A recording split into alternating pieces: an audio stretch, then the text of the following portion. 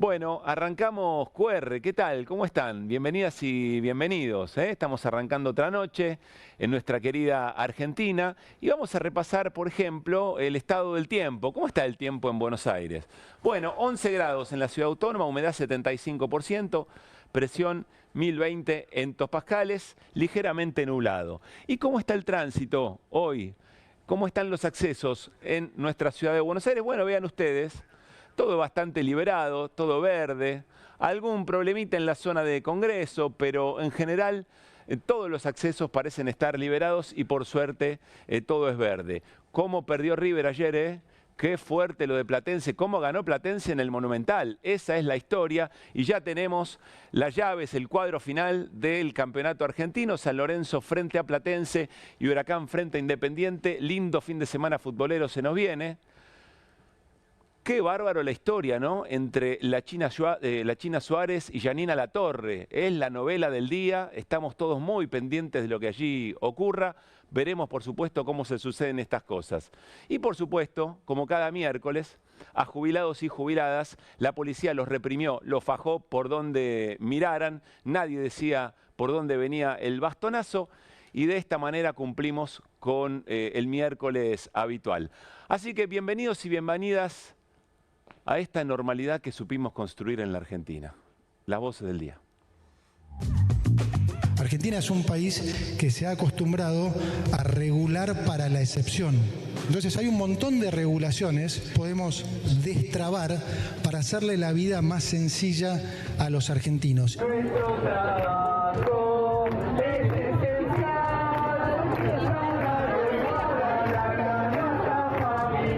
Vas a poder obtener de forma 100% digital tu credencial de tenencia de armas con Queen. Un gobierno nacional que dice tranquilo, 0 obras, ha dejado a las provincias, en el caso de la nuestra, 1000 obras paradas de toda índole. Vamos a intentar iniciarlas con fondos propios. Frente a la inacción del Estado Nacional, las personas se acercaron. Este tren está lleno de colchones, elementos de limpieza. Atrás tenemos una imagen del Eternauta que nos recuerda que nadie se salva solo. Se va a disponer del cierre y la fusión de distintos organismos dependientes de la Secretaría de Cultura. El Ministerio de Justicia definió que la Secretaría de Derechos Humanos será convertido en Subsecretaría de Derechos Humanos. Se va a recortar el 40% de la estructura y el 30% del personal. ¿Por qué no fui a votar? Porque últimamente me siento mal por toda la política que están haciendo, sin importar a la gente que menos tiene, porque veo cada vez más necesidades. La libertad de expresión está por encima de todo eso. Es una locura el planteo de querer eso de ir a perseguir a los que están en las redes sociales por 3 tipos que hacen tonterías. O sea, va a regular a todos. No, yo no quiero regular a nadie. Se corrieron los límites absolutos de lo que es permitido en una democracia. Nunca se había coartado así la libertad de prensa, disciplinar, de amedrentar, de evitar la protesta pública, que hoy sería uno de los pocos límites que se le puede poner al avance de este gobierno. A decirles que esta lucha del sur, esta lucha de ustedes, de esta isla, retumba también en toda la Patagonia. Nosotros necesitamos que estos temas avancen para el bienestar de nuestro pueblo. Hoy no pudimos, pero sepan todos y todas que vamos a seguir insistiendo. Metieron una pelota a un arco y salió 6 millones a la calle. Y a nosotros nos cagan a palo todos los miércoles y la gente mira para otro lado. Che, loco, despiértense. Hace muchos miércoles que venimos insistiendo en QR, que estamos normalizando cosas, naturalizando cosas que no deberíamos. Y que por supuesto uno sabe que no es sencillo organizar una movilización multitudinaria miércoles a miércoles, que no cada miércoles se puede realizar una marcha como la fue la de los hinchas o como la de las universidades o como tantas otras que de momento a momento logran congregar una protesta bien marcada de sectores de la sociedad que observan esto y que lo valoran de la manera en que corresponde. Pero miércoles a miércoles es la misma historia. Y ya es parte, como tratamos de jugar un poco en la apertura, ya es parte de cierta normalidad de mitad de semana. En cualquier momento vamos a pasar a contar que es un problema de tránsito más que de gente protestando por un ingreso básico merecido por haber laburado toda la vida y que la respuesta del gobierno premeditada y hasta hecha bandera, si ustedes quieren, el gobierno goza, el gobierno saca pecho, infla frente a esta represión absolutamente desmedida. Represión, hay que decirlo, vi algunos medios de comunicación que tienen agendas que podemos compartir que siguen insistiendo con incidentes. Me pregunto por qué. Pero no sabemos ya cómo alertar respecto del riesgo de naturalizar estas cosas y tantas otras. Pero el gobierno, insistimos, lo dijimos el miércoles pasado, ofrece miércoles a miércoles una instancia para concentrar todas las quejas, todas las protestas, todas las resistencias que hay respecto de las políticas del gobierno. Y eso no termina de ocurrir. Enseguida comenzamos a charlar con Irina Hauser, con Guido Bambini, con nuestros invitados e invitadas, sobre lo que nos provoca esto y volveremos a diagnosticar el asunto. Pero ya la novedad no es el gobierno reprimiendo jubilados y jubiladas y a quienes se acerquen los miércoles. Hay que decir hoy bastante, como le decía uno de los jubilados recién, bastante vacío el tema, ¿no? En un momento había jubilados y jubiladas, colegas, y entre ellos todavía eran menos que las policías, que los agentes de policía que estaban ahí. Porque la prensa está, porque visibilidad no falta. La prensa está. Y en un momento nos vamos a meter, porque también la liga hay bastante. Parece que aquello de no odiamos lo suficiente a los periodistas empieza a entrar en las órdenes, manifiestas o no, de la fuerza de seguridad, y en cuanto ven a un periodista, se la dan, como pide el presidente, podríamos decir. Pero hay que tener una alerta muy en concreto. Por supuesto, insisto, no es sencillo, pero la dirigencia política tiene la oportunidad de demostrar que si tiene audacia, también tiene cada miércoles, cada semana, un momento donde poner en juego la imaginación política. Insisto, debe ser muy complejo generar una movilización muy masiva, multitudinaria, miércoles a miércoles, pero algo más seguramente se puede hacer. En algún momento fue la carpa blanca, los docentes encontraron esa manera y se generó y constituyó un símbolo de lucha que todavía hoy perdura en la Argentina. Y nosotros y nosotras, desde los lugares que quizá no nos corresponde idear de alguna manera desde la política para que estas cosas no pasen más, sabiendo que es algo que le genera muchos puntos en común a ciudadanos y ciudadanas que quizá votaron cosas distintas, incluso el último domingo. Seguramente algo más podemos hacer, conversarlo un poco más en nuestra familia, conversarlo un poco más en el club. No dejar pasar un comentario de alguien en algún comercio. Ir, estar presentes, poner el cuerpo. Nadie quiere una confrontación que termine con una persona herida de mucha gravedad, como pasó con Pablo Grillo. Nadie quiere eso. Pero hay momentos en la vida en que hay que poner el cuerpo y hay que pelear. Porque el conflicto se nos para enfrente. No puede ser que miércoles a miércoles tratemos de buscar una manera que nos sorprenda a nosotros mismos de cómo contar que el aparato represivo del Estado faja a jubilados y jubiladas. No puede ser. Irina, ¿cómo va? Buenas noches. ¿Qué tal? Hola Guido, ¿cómo estás? Buenas ¿Qué tal? noches. ¿Cómo estás, Pablo? Déjame arrancar por qué pasó hoy con personas detenidas, con personas heridas, porque hoy la represión fue de verdad otra vez muy, pero muy brava, ¿eh? La represión fue brutal, la estábamos viendo recién en las imágenes. Hubo por lo menos 82 personas heridas, 4 detenidos y entre esos 4 detenidos, 2 fotógrafos. A uno de ellos no se le convalidó la detención. Explico esto técnicamente: cuando te detienen en una movilización tiene que haber una fiscalía que diga si estás bien o mal detenido, con nada, porque vos sabés cómo se hacen las detenciones en estos casos. Bueno, pero es un dato que de las 4 personas detenidas, 2 hayan sido fotógrafos, porque además buena parte de los heridos también pertenecen al gremio de prensa. O fotoperiodistas, o periodistas, o fotógrafos. Hoy la violencia estuvo dirigida a la prensa, estuvo absolutamente direccionada. No es la primera vez, ¿eh? Y además, si te pones a revisar los registros de los organismos de derechos humanos, en lo que Ahí estamos viendo, perdón Irina, ese es el momento en que detienen a un colega, un fotógrafo, sí, a Tomás ¿no? Cuesta, sí, exactamente. Tomás es el que finalmente fue liberado. bueno, una brutalidad, ¿no? Todo. Sí. Esto da cuenta primero de algo que vos decías recién, me parece, que es que cuando el presidente, cuando su gobierno dicen que hay que odiar más a los periodistas, llaman a la agresión a como dé lugar, ¿no? Esto forma parte de esa política. Y esto forma parte de esa política desde el primer día. Ya el año pasado había por lo menos en movilizaciones 50 integrantes del gremio de prensa que habían sido heridos en manifestaciones. Este año todavía no saqué la cuenta, pero los organismos hacen sus relevamientos y es un blanco predilecto del gobierno, porque somos los que podemos tomar registro de las situaciones. Sí, yo quiero Y insistir además, en algo, que había mucha prensa. Sí. Aparte Por se supuesto, veían, jubilados ¿viste? y jubiladas, pero también frente a la poca asistencia de otros sectores que habían comprometido ir miércoles a miércoles. Hay algunos que están, hay dirigentes políticos que están permanentemente, hay organizaciones que están. Estamos hablando de otra cosa. La cantidad de gente que hay entre periodistas y jubilados, claro, te da que donde pegan embocan a un jubilado o a un periodista porque tiene atención, hay cobertura, a eso me refiero. Sí. Y además está cada vez más claro que el laburo de los fotoreporteros son muy importantes eventualmente para después Como asignar prueba. responsabilidades. Ese es el claro. tema. Bueno, eso nos muestra nuestra historia, ¿no? También Sí.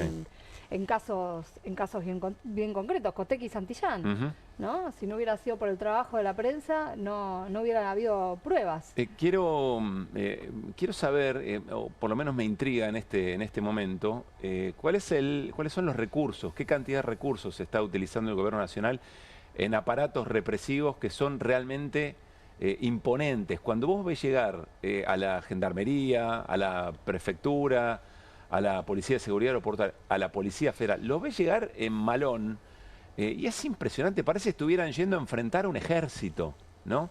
Entonces, Irina, te pregunto, ¿con cuántas certezas tenemos respecto de cuál es la inversión en seguridad, en represión que está haciendo el gobierno? Yo no tengo ninguna, ni tampoco la tienen los organismos de derechos humanos que han hecho pedidos de acceso a la información y no tienen respuesta. Piden justamente saber qué es lo que, o sea, cuánta plata cuesta un operativo, en qué se invierte. Incluso en las causas judiciales que hay, hace un rato, bueno, fuera de aire te comentaba, cada miércoles se abre una causa judicial nueva por la magnitud de la represión, porque siempre hay algún herido grave o por lo menos cuasi grave. Porque, o sea que Patricia Bullrich cada miércoles tiene una causa distinta que entra a los juzgados federales. Exactamente. A ver, en algunos casos queda imputada ella, en algunos casos queda sobrevolando, ¿no? Sí. María Servini, por ejemplo, respecto de el 12 de marzo, que fue el día del operativo en el que terminó al borde de la muerte Pablo Grillo, viene pidiendo la información al Ministerio de Seguridad sobre qué pasó en el centro de operaciones. Esto es importante. Y esto la implica a Patricia Bullrich. Claro, esto es importante, Irina, porque cuando nosotros le venimos reclamando a la política, a las dirigencias, que encuentre una manera para que todos los miércoles no pase exactamente lo mismo, omitimos, casi que no le pedimos nada. Hay un cuento de Fontana Rosa extraordinario. Es un equipo amateur que salen de jugar, van al vestuario y hay mucho enojo con uno de los jugadores, ¿no? Con el 9, porque erra muchos goles. Entonces, cuando se va al vestuario se queda el 9 solo con otro compañero y ese otro compañero le dice, mirá, vos tenés que estar contento, porque si tanto te reclaman que hagas las cosas de otra manera es porque tienen expectativa en vos. A mí nadie me pide nada, nadie se enoja conmigo. Ya no le pedimos nada al Poder Judicial, porque el Poder Judicial debería tener un reflejo democrático y observar que todos los miércoles ocurre esto. Ahora, sin embargo, mira esta historia. Mira lo que publica el diario Página 12, que se nos había escapado, y que tiene que ver con que a la ministra Patricia Bullrich la recibió la Cámara de Casación Penal. Es decir, la Cámara de Casación Penal, corregime, Irina, que eventualmente todas estas causas que miércoles a miércoles se abren, en algún momento le van a llegar a la Cámara de Casación Penal. La Cámara de Casación Penal es el máximo tribunal penal del país, es la máxima autoridad penal. Para que se den una idea, físicamente está en el edificio de Comodoro Pi. Revisa las decisiones que se toman en Comodoro Pi. Efectivamente, en algún momento va a revisar las causas que tienen que ver con la represión. Sin embargo, esta semana la recibieron muy amigablemente a Patricia Bullrich. Hay que decir que estuvieron todos los jueces menos uno, que es Alejandro Slokar. Así lo reflejó, mirá, Página 12, el título y bajada acredita lo que estamos contando. A pesar de su política represiva, los jueces de casación penal celebraron una visita de Bullrich. La ministra tiene denuncias en ese fuero por sus violentos operativos. Ya está, era para mostrar eso, pero y miren la foto. Me quedo con lo de celebraron, porque fue muy celebratoria. Bueno, es que la palabra celebraron está en el comunicado que mandó la Cámara de Casación. O sea, la Cámara de Casación dijo que celebraba la visita de la ministra, que lo que fue a exponer son las bases de su política represiva, sintéticamente. Y a decir sus conquistas parlamentarias, ¿no? Como por ejemplo la ley antimafia, que ya hemos contado largamente en este programa todos los dobleces que tiene, claro, ¿no? Pero insistamos con esto, es decir, jueces que en algún momento le van a llegar las causas por represión, que miércoles a miércoles se le inician contra Patricia Bullrich, contra el Ministerio de Seguridad, por esto que ocurre con jubilados y jubiladas, celebran que la ministra haya ido, celebran esa relación. Hay algunos que, bueno, Alejandro Slócar lo mencionaba Irina, dice, che, yo ahí no voy a ir, ¿cómo voy a ir ahí? ¿Qué mensaje estoy dando? Si lo que estamos esperando es que alguien de alguna buena vez diga, che, lo que pasa los miércoles no puede pasar más. A ver, creo que tenemos la posibilidad de ver el comunicado que refiere Irina. Este es el mensaje, ¿no? Este es el comunicado. Sí. Casación Federal recibió a la ministra de Seguridad de la Nación, doctora Patricia Bullrich. Y allí aparecen todos los jueces que efectivamente todos estuvieron. Los que estaban. Ahora te digo algo sobre alguno de ellos. Jacobucci, Barro Taveña, Ángela Ledesma, Maíquez, Borinsky, Geminiani, Hornos, Carbajo. Bueno, y ahí estaban celebrando que estaba la ministra Patricia Bullrich, insisto, dentro de poco, si todo funciona más o menos bien, tendrán que atender las causas contra la propia ministra. Fíjate al final del comunicado, dice, por su parte los señores jueces celebraron y agradecieron la presencia de la señora ministra, intercambiaron opiniones y manifestaron su disposición para avanzar en el diálogo interinstitucional. ¿Qué expectativa puede tener una sociedad si frente a su cara ocurren estas cosas? La ministra debería tener temor de entrar a una sala donde jueces van a tener que eventualmente en algún momento dilucidar si en la represión se cometieron delitos en el marco de la acción de las fuerzas de seguridad. Bueno, estas cosas ocurren en este momento, ¿no? Estamos encerrados en una suerte de día de la marmota. Cada miércoles es un día de la marmota, vuelve a pasar siempre lo mismo y nadie tiene nada para hacer, ni en sus propias responsabilidades y en la vocación para lo que se han formado como jueces, como juezas, como dirigentes políticos también. Porque se es dirigente político en los momentos en que la sociedad abraza la política, pero cuando no también, ¿eh? Y para que la gente vuelva a reconocerse en la política y tenga esperanzas en la política, bueno, hay que invitarla. Hay que demostrar que, insisto, hay vocación por generar alguna acción o tener alguna actitud para que estas cosas no pasen miércoles a miércoles. Perdón, Iri. Sí, te quería hacer un comentario respecto de algunos de los jueces que estaban presentes, porque algunos han sido protagonistas en los últimos días de escenas muy poco felices que ilustran cómo funciona el poder. Cómo funciona además el entramado entre el poder político y el poder judicial. La semana pasada, no lo contamos realmente porque no llegamos a hacerlo, no tuvimos tiempo de tanto material que había, pero la semana pasada hubo una reunión en el Consejo de la Magistratura, en la Comisión de Disciplina, donde se tenían que tratar 3 expedientes muy candentes, muy sensibles. Uno de ellos es el famoso caso del viaje al lago escondido, un retrato de cómo funciona el poder. Jueces federales que viajaron invitados por el grupo Clarín en un charter, también con un funcionario de la Ciudad de Buenos Aires, que era en ese momento Marcelo D'Alessandro, que nunca tuvieron que rendir cuentas por eso, pero que seguían teniendo el expediente abierto, que siguen teniendo el expediente en el Consejo de la Magistratura. En la Comisión de Disciplina, al momento de discutir una serie de medidas de prueba sobre ese expediente que está por caer, está por caducar, los jueces que representan, o sea, el estamento de los jueces en el Consejo, se levantaron y se fueron. Y dejaron vacía la comisión. Uno de ellos es Diego Barro Taveña, que estaba sentado en esta reunión, y uno de los implicados es Carlos Maíquez, que también estaba sentado en esta reunión, que fue uno de los que participó de ese viaje. Te lo cuento a título ilustrativo. Es el cuerpo que tiene que sancionar la mala conducta de los jueces. Exactamente. Y cuando tenían que atender el tema del lago escondido, que hace cuánto tiempo pasó esto, 3 años y pico. Van a ser, sí, bueno, van a ser 3 años. Van a ser 3 años. Cuando se cumplan los 3 años, este expediente caduca. ¿se entiende? Y esto queda impune, tanto que les gusta utilizar la palabra impunidad. Bueno, a este caso se aplicaría. También se levantaron y se fueron cuando tenían que atender eso. Los jueces, o sea, los que representan a los jueces. También tampoco fue Eduardo Vichy a la reunión, el senador radical. Y otro de los temas delicados que había que tratar ese día era un expediente contra la jueza María Eugenia Capuchetti por todas las irregularidades en la causa del atentado. Digo esto para que se entienda, ¿qué función tienen estos jueces de casación? Revisan expedientes. Bueno, hay alguno que se hace un viajecito invitado por grupos económicos. Por grupos económicos. Sí. Y hay otro que tiene que juzgar al compañero, que están sentados ahí en la Cámara de Casación y que hacen estas cosas para cubrirse mutuamente. No parece ser una casta que al presidente le esté molestando mucho en este momento. Quiero volver a los costos del operativo represivo. Miren esta nota de página. Como Irina cuenta que no hay mucha información, que cuando se pide información pública respecto de los costos de los operativos no se la da el gobierno, bueno, tomamos una decisión. Miren, vamos a esta nota del diario Página 12 de hace algunas semanas.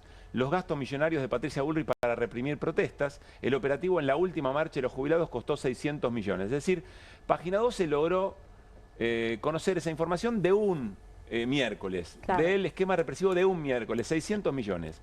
Como el presidente nos habilita a, sin ningún dato, tomar un solo caso y multiplicarlo por 365 días. Por ejemplo, la inflación, ¿se acuerdan? El 17.000% de inflación. Así lo había sacado Guido, ¿no? El presidente. Sí, efectivamente, anualizaba el 54%.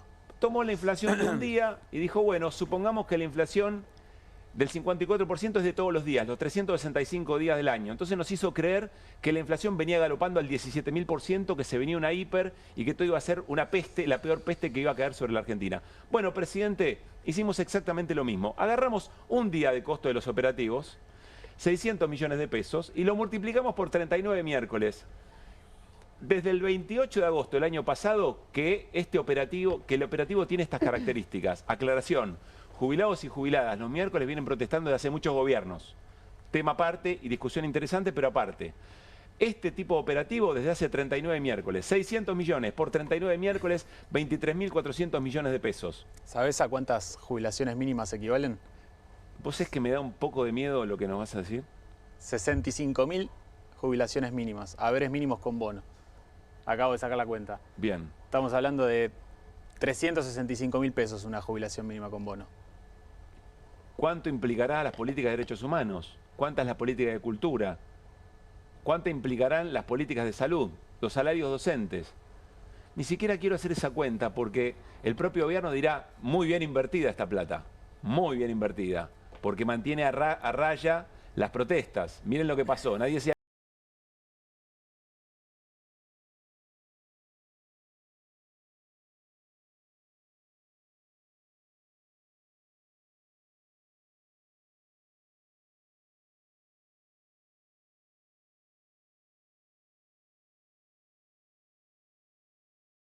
de tránsito.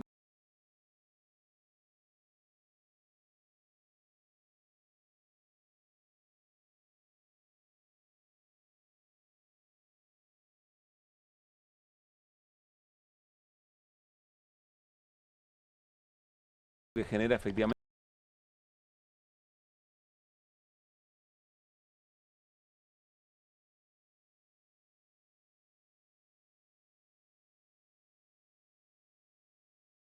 el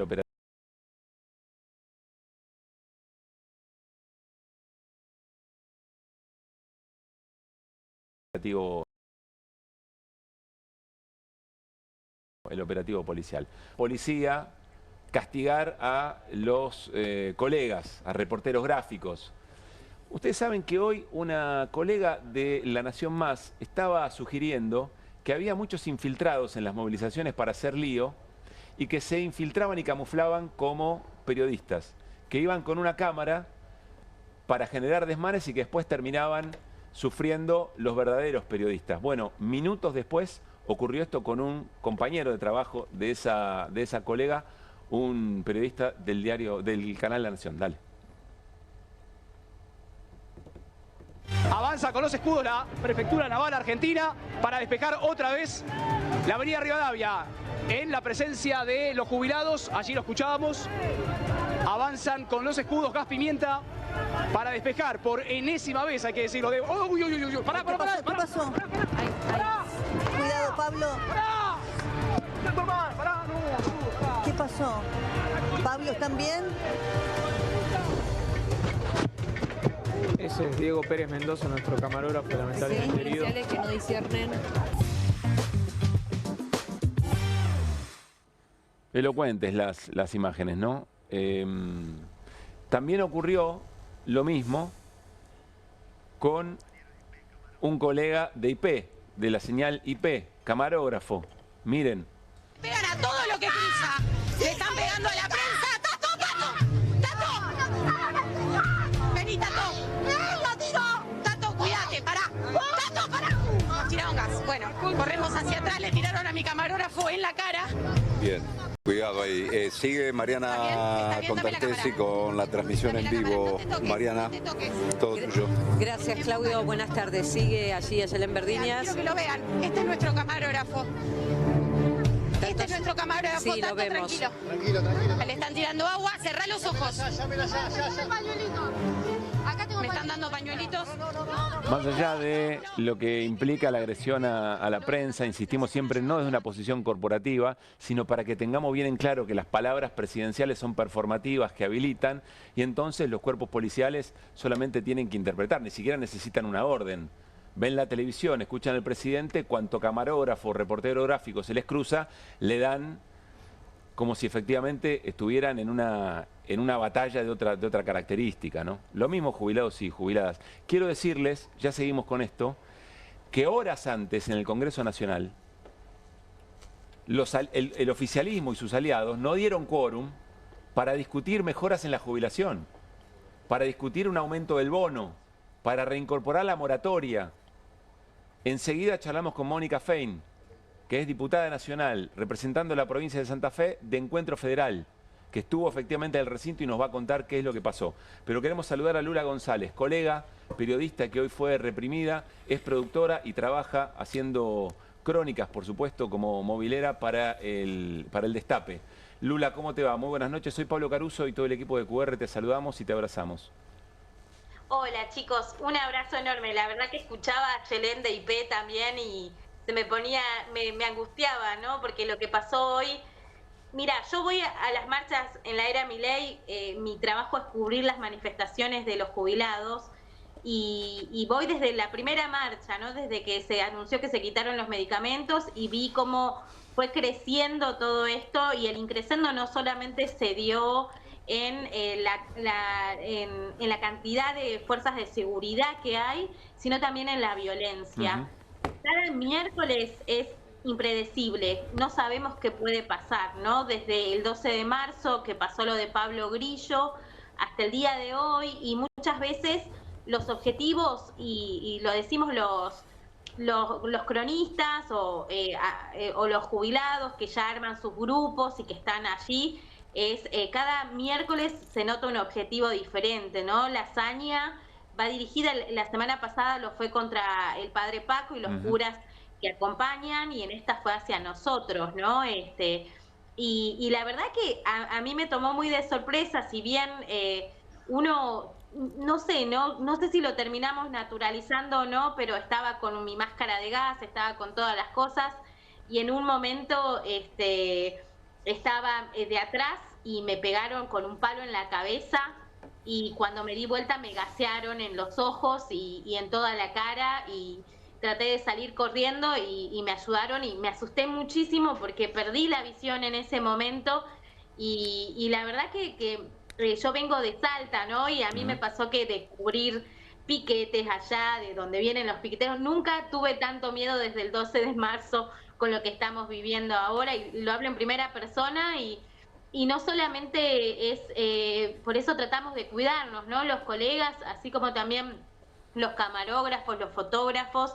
Siempre la hazaña también es con los fotoperiodistas. Hay mucha hazaña contra ellos. Tommy Cuesta, uno de los detenidos hoy, es el que hizo conocer la foto que de alguna manera conmovió a los hinchas de Chacarita, ¿no? Con Carlos, el hincha que va con la camiseta todos los miércoles. ¿Qué es lo que originó después la marcha de los hinchas, digamos? Claro. Sí, Ahora, Lula, déjame preguntarte, porque con toda la experiencia que tenés de cobertura, con lo que nos contás, que efectivamente trabajabas y cubrías en Salta, ¿por qué tenés tanto miedo? ¿Qué pasó hoy o qué sentiste hoy en concreto, a diferencia de todo lo que ya acumulás como experiencia, como para contarnos que sentiste este miedo? Me parece una repregunta. La verdad que desde que pasó lo de Pablo Grillo, sobre todo, siento que a cualquiera nos puede pasar cualquier cosa, que las fuerzas de seguridad están bastante ensañadas con los periodistas y que hay una orden del Ejecutivo de sí en sí querer de alguna manera pasar por delante y que la represión sea en efecto algo que pueda afectar a la prensa. Lo creo realmente y creo que nos puede pasar cualquier cosa. Nosotros tenemos un grupo, las personas que van allí de WhatsApp, y siempre hacíamos irónicamente esta broma, bueno, hoy no me gasearon, seguro me gasean el próximo miércoles, y lo decíamos en broma, y la verdad que puede pasar, le puede pasar a cualquiera, y no solamente eso, golpes y cuestiones que bueno, claro, que uno no está preparado para ese nivel de violencia. Irina. Lula, buenas noches. Irina Hauser te saluda. Irina, un placer. Te admiro mucho. Gracias. ¿Es la primera vez que te golpean así en todos estos años que contás que venís cubriendo movilizaciones? Sí, los empujones en circunstancias se pueden dar, uno sabe tomar sus recaudos y tomar las distancias para poder poner el ojo, ¿no?, en el fenómeno que está observando, que está contando. En mi caso yo estaba al aire y estaba de espaldas para poder tener un sonido, ya que no tenía auriculares, y en ese momento fue por la espalda que me pegaron, y me pegaron en la cabeza. Así que eso fue bastante duro, ¿eh? El día de la represión en que hirieron a Pablo Grillo, ¿estaba cerca? ¿Viste algo? Sí, el día de la represión de Pablo Grillo estaba transmitiendo también para el Destape, estaba para radio, estaba con el teléfono, y en ese momento un carro hidrante pasó y me golpeó a mí. Estaba en las inmediaciones más de Rivadavia y Callao. Estamos viendo la foto, en uno de los cuadros de la pantalla partida, estamos viendo la foto de Lula en el momento en que fue reprimida. Déjame preguntarte, Lula, y dejarte tranquila. Me imagino que ha sido un día muy intenso. Gracias por este rato. ¿Cómo te repusiste? ¿Qué pasó después de que efectivamente recibiste el palazo en la cabeza y el gas en la cara? Bueno, gracias a la solidaridad de las postas de salud, que también están allí, ayudan. Yo todavía no me pude bañar, recién hace un rato llegué del hospital. Tengo todo el pelo lleno de gas y de los gases que te tiran, y también fui al hospital, me hicieron lavaje también en los ojos, me hicieron anestesia en los ojos, y también en el pelo, también me hicieron una tomografía.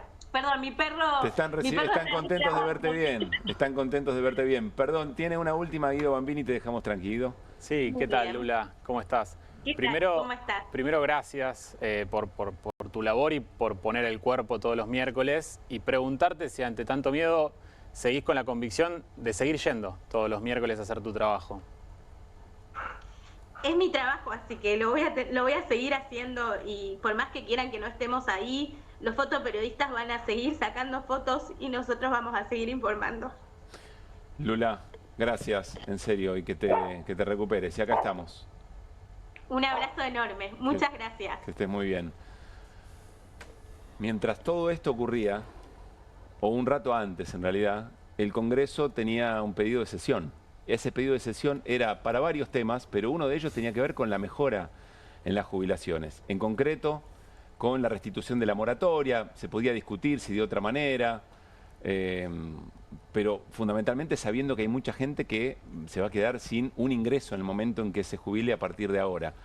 También había una recomposición del bono que está congelado en 70.000 pesos. Cuando Guido hace las cuentas, ¿cuánto debería estar, si hubiera seguido la inflación, el bono cuánto debería estar hoy, Guido? 154.400 pesos. Está a 70.000 pesos. Y también hay una restitución o una recuperación del ingreso de las mínimas respecto de la devaluación, que nunca se recuperó, que se perdió a propósito. No es que alguien se olvidó hacer la cuenta. El truco del ajuste, el truco de la baja de la inflación, todo ese truco que hoy se le celebra al gobierno de Javier Milei, la orden de la macro, tiene que ver con eso que ocurrió, entre otras cosas, con las jubilaciones, con haberle manoteado después de la devaluación a jubilados y jubiladas, sobre todo a los de la mínima. Bueno, miren lo que ocurrió en esa sesión convocada hoy. Ya esa foto dice mucho, que es prácticamente más de la mitad del recinto vacío y sin quórum. 124 presentes, se necesitan 129. Yo creo que había alguno más, porque siempre hay alguien que está ahí parado tratando de generar alguna conversación. Faltaron muy, pero muy pocos. Pero hay quienes no dieron, dicen, discursean en los medios de comunicación, en el propio recinto, sobre lo injusto que les parecen las políticas de ajuste de Milei, y después no van. Y no es la primera vez que ocurre. Silvia Lospenato, por ejemplo, no estaba allí. La diputada Silvia Lospenato no estaba. Y la semana pasada, en el marco de la campaña por la Ciudad de Buenos Aires, dijo que el ajuste, sobre todo del gobierno de Milei, había recaído en las jubilaciones y en la obra pública. Quiero que escuchemos a Germán Martínez. Ya está Mónica Fein para charlar con nosotros. Germán Martínez, después, sesionando en minoría, pudieron expresarse. Es el presidente del bloque de UPorP y decía esto. Si alguien cree que a estos diputados y diputados, que a este bloque parlamentario lo van a amedrentar por esta maniobra, se equivocan. La semana pasada falleció Pepe Mujica y en algún momento le pidieron un mensaje para su militancia, para sus seguidores, a todos los que admiraban su trayectoria. Y dijo que la fortaleza en la vida es justamente todos los días reponerse de las dificultades, ponerse de pie y seguir luchando. Nosotros vamos a seguir luchando con todas las dificultades que existen, con aciertos y con errores cometidos, pero con un objetivo claro, que es que nosotros necesitamos que estos temas avancen para el bienestar de nuestro pueblo, para la grandeza de la nación y también para el funcionamiento de las instituciones. Hoy no pudimos, pero sepan todos y todas que vamos a seguir insistiendo. Y después habló Miguel Ángel Pichetto, el titular del bloque de Encuentro Federal, integra Encuentro Federal Mónica Fein, diputada nacional que representa la provincia de Santa Fe. Mónica, gracias por estar acá. Un gusto, Pablo. Gracias por haber esperado mucha introducción, pero queríamos hacer el contraste de lo que pasó después, pero antes la frustración de una sesión que no pudo ser. ¿Por qué, Mónica, tu criterio? Bueno, primero mi solidaridad con Lula, de esas periodistas que uno conoce en la Cámara de Diputados y que tiene 4 o 5 trabajos como muchos periodistas para lograr, se vino de Salta, sobrevivir en esta gran ciudad. Como ella, muchas, esos periodistas que Milei todo el tiempo dice que no odian suficiente. En el nombre de ella, mi solidaridad. Creo que venimos a demostrar la dificultad que tenemos en una oposición fragmentada, mientras que el gobierno nacional, después del día domingo, vino envalentonado con aliados de siempre, porque el PRO, que algunos pensaban, bueno, quedó enojado, va a entrar. No, por supuesto que no entró. La Unión Cívica Radical en su gran mayoría, salvo Cobos, y sí el Grupo para la Democracia, decidieron no acompañar, y después la presión de un gobierno a los gobernadores. Hubo varios grupos, Catamarca, Salta, Santiago del Estero, que no entraron. Bueno, la verdad que esto demuestra que las herramientas que este Congreso le dio al presidente, porque decidimos, cuando se decidió la ley bases, darle una serie de herramientas. Bueno, acá están las consecuencias. Las herramientas significa menos recursos para los jubilados, más represión para el que proteste, un Estado que sí interviene para limitar paritarias, para reprimir, pero no interviene cuando hay negocios importantes que deja hacer el mercado. Entonces, creo que el grave error de aquellos que hoy estaban, pero le dieron esa herramienta al Ejecutivo, de una ley bases que le da capacidades delegadas, de DNU que no hemos podido modificar esa ley, y bueno, y de una presión política concentrada en un poder ejecutivo inmenso. Mónica, para ir después al corazón de lo que iban a tratar hoy, pero quiero quedarme en la conformación del quórum. Le pidieron una prórroga al presidente de la Cámara, a Martín Menem, creo que media hora o una hora, porque sabían que había diputados y diputadas que estaban llegando. Y hasta donde entiendo, en otros momentos, una prórroga no se le niega a nadie, se decía en algún otro momento. ¿Qué pasó? Obvio, porque estaba citada una sesión especial a las 12 del mediodía. Hubo diputados, sobre todo de Santiago del Estero, que avisaron que hubo un problema en el vuelo.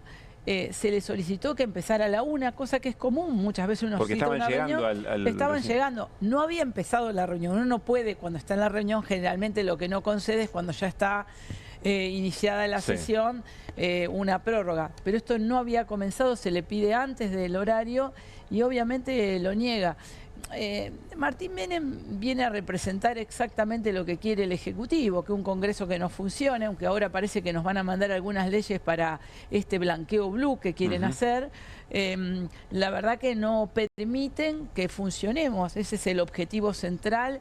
Comisiones, bueno, nosotros llegamos a esta comisión después de intimar, lo voy a decir así, pero emplazar a la Comisión de Presupuesto para que tratara. Claro, y no fue el presidente de la Comisión de Presupuesto para tratar estos temas. Se niegan a ser presidente de una comisión que trata temas que todos el plenario le dice que los trate. No van y lo dejan al vicepresidente, es decir, se niegan a ir a la comisión que presiden, se niegan a trabajar, podemos decir, Pablo. Bueno, si se niegan a trabajar, si los temas no son los que manda el Ejecutivo. Bueno, esta es la consecuencia de, por supuesto, varios dictámenes, había que unificar dictámenes, pero lo más grave de todo es que seguimos sin darle una respuesta a los jubilados, que todos los miércoles vienen a esperar una respuesta. Ahora, lo que querían tratar, ¿le rompía la caja? ¿Le rompía el presupuesto al gobierno? No, ¿o qué era? Por supuesto que no. Porque era van a insistir. Absolutamente racional y vamos a insistir. Era una discusión de actualizar un bono que viene realmente desactualizado. No era nada extraordinario. Estábamos, si de 70 lo pasábamos a 105, 115 eran los que más pedían. Es decir, nada extraordinario. Estamos hablando de 30.000, 40.000 pesos más a un jubilado. Estamos hablando que era o una extensión de la moratoria, que la Cámara demostró que económicamente tenía poco impacto. Hay gente que ya aportó 26 años, 27 años, le falta poco y no tiene posibilidad de jubilarse. Otros mecanismos que estaban propuestos, que es, bueno, jubilarse con menos años de aporte. Son todos mecanismos para permitirle a la gente sobrevivir en una realidad compleja. Una persona que tiene 62 años, 63 años, 27 años de aporte, ya no encuentra nuevos trabajos para aportar y necesita jubilarse. Bueno, están ahí en un limbo, sobre todo las mujeres que empezamos a aportar mucho más tardíamente por una realidad del cuidado de nuestros hijos. Entiendo que van a insistir, seguramente habrá otro pedido de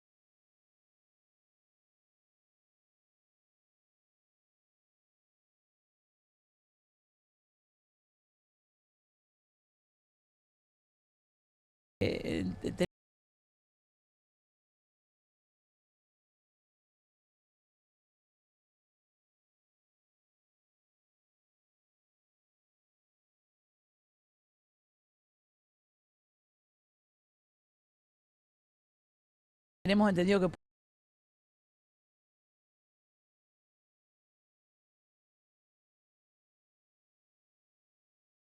náuticos sea la otra, pero lo que hemos decidido es llamar a una sesión para declarar la emergencia con las personas en discapacidad. La verdad que si uno tiene contacto con instituciones, con personas con discapacidad, sabe que hoy no tiene prestaciones, que obviamente si tiene alguna pensión contributiva realmente es el 70% de la jubilación y por lo tanto están totalmente desfasadas. Es decir, desde el Congreso están tratando de reparar esos lugares donde el ajuste recayó obviamente sobre sectores muy vulnerables. Bueno, es que así le cerró la caja, le cierra cerrando la educación, cerrando los jubilados, cerrando a las personas con discapacidad, prestaciones básicas. Por eso es inhumano el gobierno, porque la macro cierra dejando a gente que son las más vulnerables, porque los jubilados son los más vulnerables, las personas con discapacidad las más vulnerables, los deja sin ningún Estado que los acompañe. Irina. Yo me pregunto, te escucho y además uno ve cada semana que va pasando en el Congreso, ¿no? Este deterioro donde las cosas no prosperan. Si la salida es por este lado, es por el lado parlamentario, ante estas problemáticas, digo. Bueno, la verdad que es difícil saber cómo es una salida de un gobierno que ha concentrado tanto poder y que no quiere que el Parlamento funcione. Ahora, nuestra responsabilidad es intentar que el Parlamento funcione, porque, bueno, vos lo decías, Irina, cuando hablabas del Poder Judicial. ¿Qué hacemos? ¿Judicializamos la política? Ahora el presidente ha anunciado, mañana creo que anuncia un blanqueo espectacular. Yo vengo de Rosario, una ciudad que ha sido motivo de noticias por el narcotráfico. Bueno, el presidente ha dicho que es un tema menor, cuando todos sabemos lo que ha significado y significa para nuestra sociedad. Yo pensaba hoy cuando escuchaba... Además, cuando el reclamo mundial es seguir la ruta del dinero de delitos de esas características. Obvio, ¿no? Yo creo que hay que decirle a Alvarado, ese que estaba preso en Ezeiza, que se intentó escapar con un helicóptero, que lo importante es que haga una buena declaración jurada y que diga que esa plata que va a depositar es legal. Después si mató gente, destruyó instituciones, robó, mató, asesinó, no importa. Con una declaración jurada va a poder blanquear el dinero del consumo de sustancias, del narcotráfico, del delito complejo. Entonces, la ley antimafia, ¿cuál es?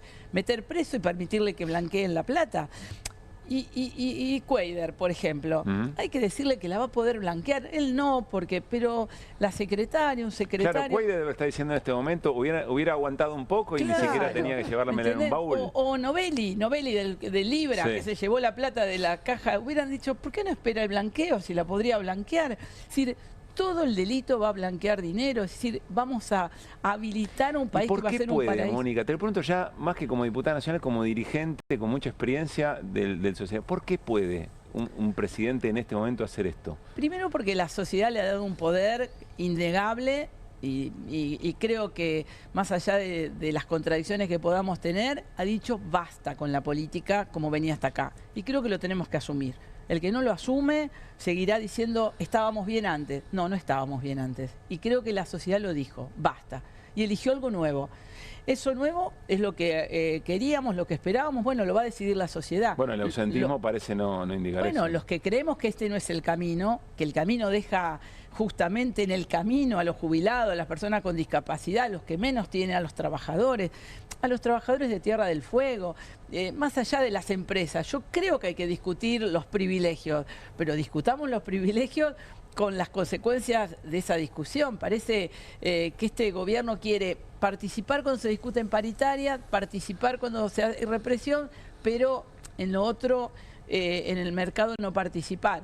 Bueno, creo que venimos de un basta la política como está, creo que es necesario leerlo.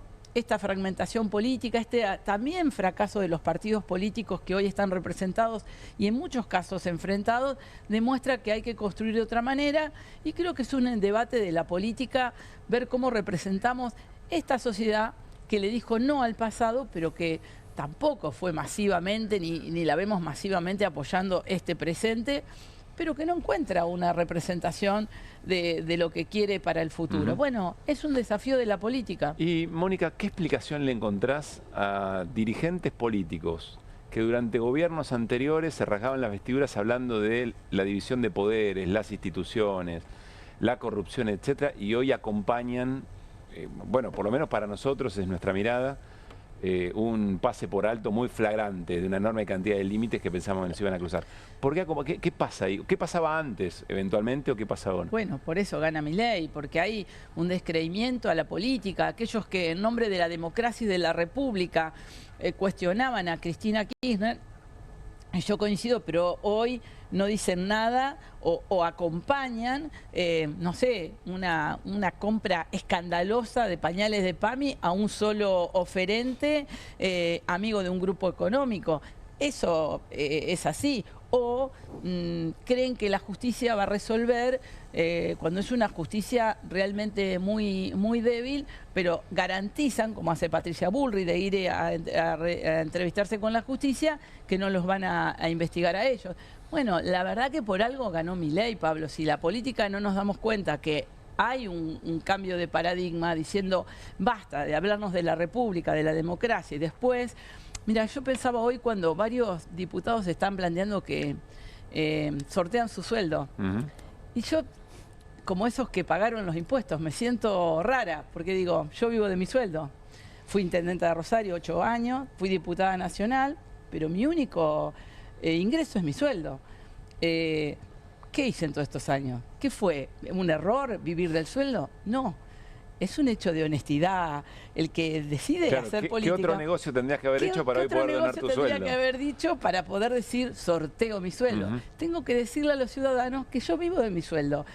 Que puede ser mejor, peor, no ganamos mal, ni ganamos como los senadores, pero quiero decir que también esta chantada política de creer que la política tiene que ser honesta, transparente y vivir, como decía el Pepe, vivir como se piensa y pensar como se vive.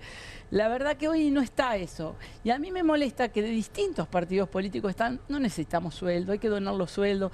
Bueno, yo le quiero decir, señores, que quien trabaja honestamente en política no se hace rico. Y si se hace rico es porque robó, porque fue parte de algún negocio y ahora va a poder blanquear. Eso también se lo quiero decir. Milei le va a dar la posibilidad de blanquear esa plata. Lo último, Mónica, y gracias por haber venido, te lo pregunto como persona, como militante política, como persona. ¿Qué sentís? Porque ya son varios miércoles que te tocó esto, como a tantos otros diputados y diputados. Mientras estás trabajando en el Congreso, sesionando afuera este aparato represivo, ¿cómo se vive eso? Me genera mucha curiosidad. Sí, primero impotencia y vergüenza, porque uno está sentado ahí. ¿Qué te gustaría hacer que no podés? Bueno, hemos salido a darle la solidaridad, pero es hasta formal, porque en realidad sesionamos, salimos, los saludamos y seguimos sesionando. A nosotros no nos reprimen, vamos y le damos la solidaridad. No logramos parar ese proceso que es escandaloso. Yo quiero que todo el mundo pase por el Congreso y vea la cantidad de uniformados. ¿Cuántas veces reclamamos que en Rosario fueran las fuerzas de seguridad? Nunca vi tantas, Pablo, nunca. Fui intendente 8 años, nunca vi tantas fuerzas de seguridad como las que rodean al Congreso, los camiones hidrantes.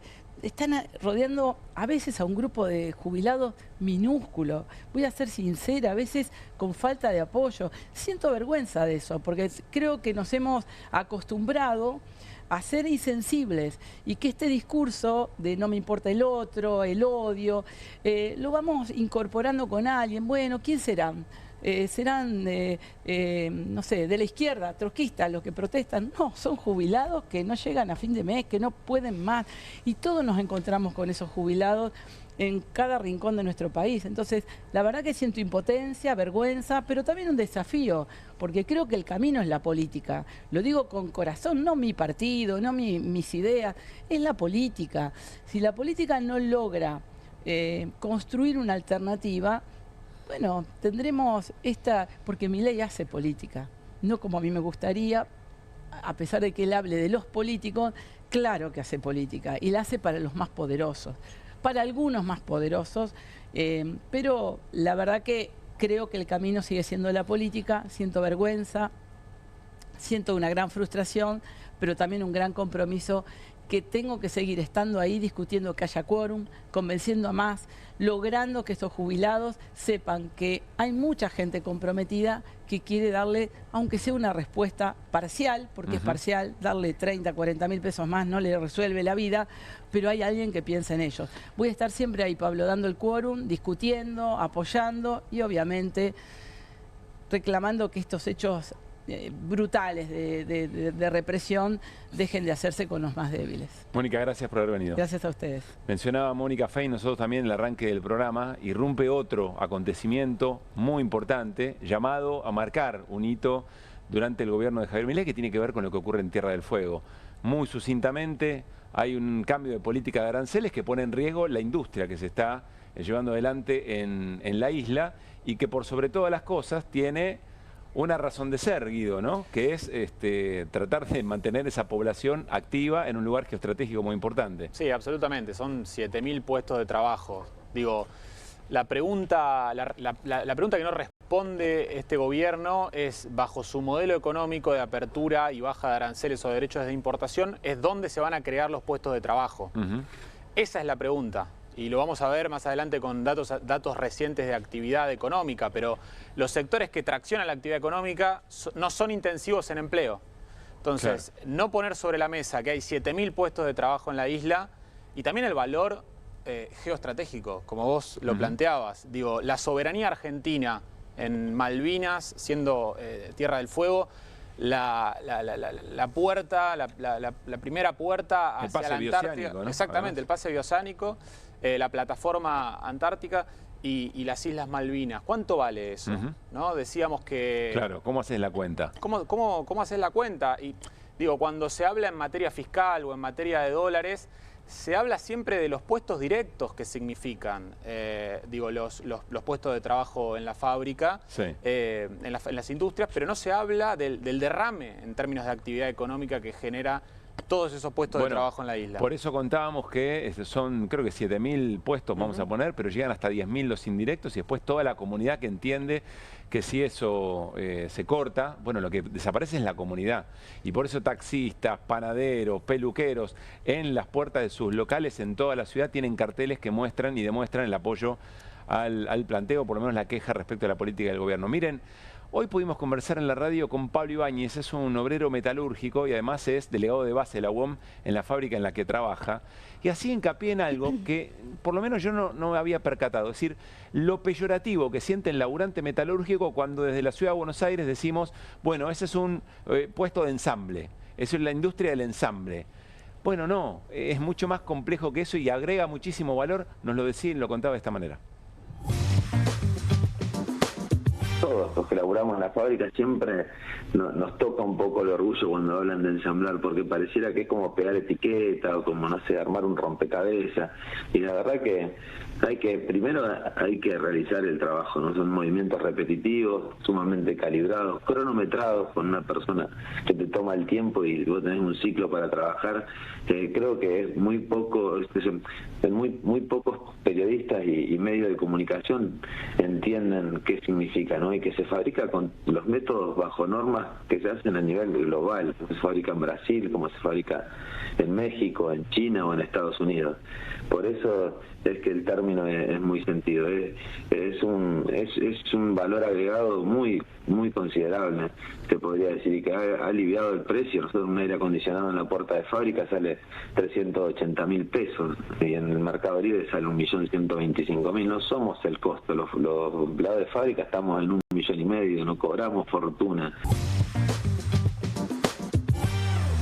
Bueno, la complejidad del trabajo, el valor agregado y además hablaba de los propios salarios.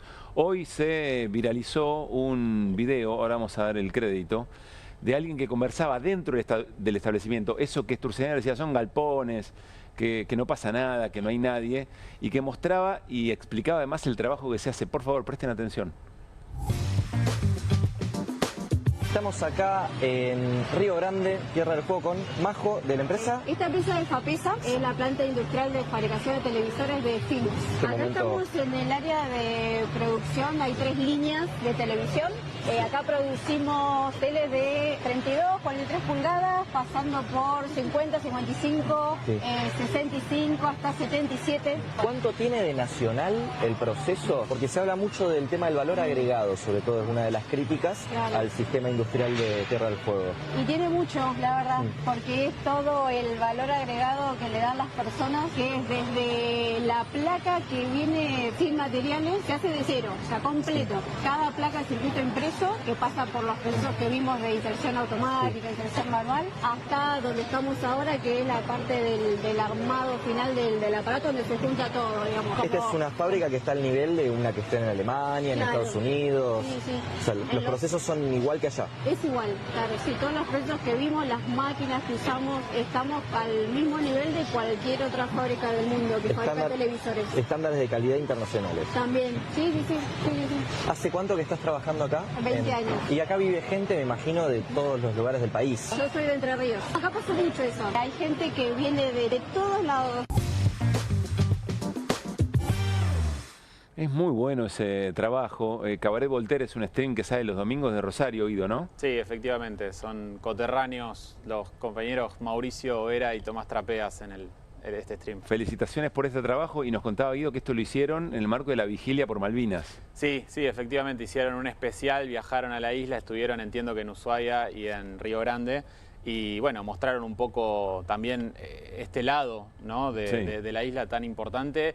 y donde decíamos que realmente, digo, son placas complejas las electrónicas que producen en los galpones que plantea Sturzenegger, que son las industrias de Tierra del Fuego. Bueno, muy importante tener esto en cuenta. Hoy hubo un paro de todas las actividades, hoy hubo una movilización muy importante, bajo cero, ¿no? Recordemos esto también, en temperaturas muy pero muy bajas, y mañana hay una expectativa de una reunión entre el gobernador, trabajadores y empresas para ver si, bueno, se puede encontrar algún punto de contacto con las empresas y con el gobierno. Por supuesto, 4 de la tarde, parece que mañana es la hora señalada. Veremos qué crónica hacemos en QR mañana sobre este tema. Hablaste de actividad económica, Guido, con datos importantes. Sí, salieron los datos del INDEC, del estimador mensual de la actividad económica hoy, de marzo. Tiene un rezago importante el INDEC para este estimador, pero dio una caída intermensual del 1,8%. Hoy tenemos una placa que lo ilustra.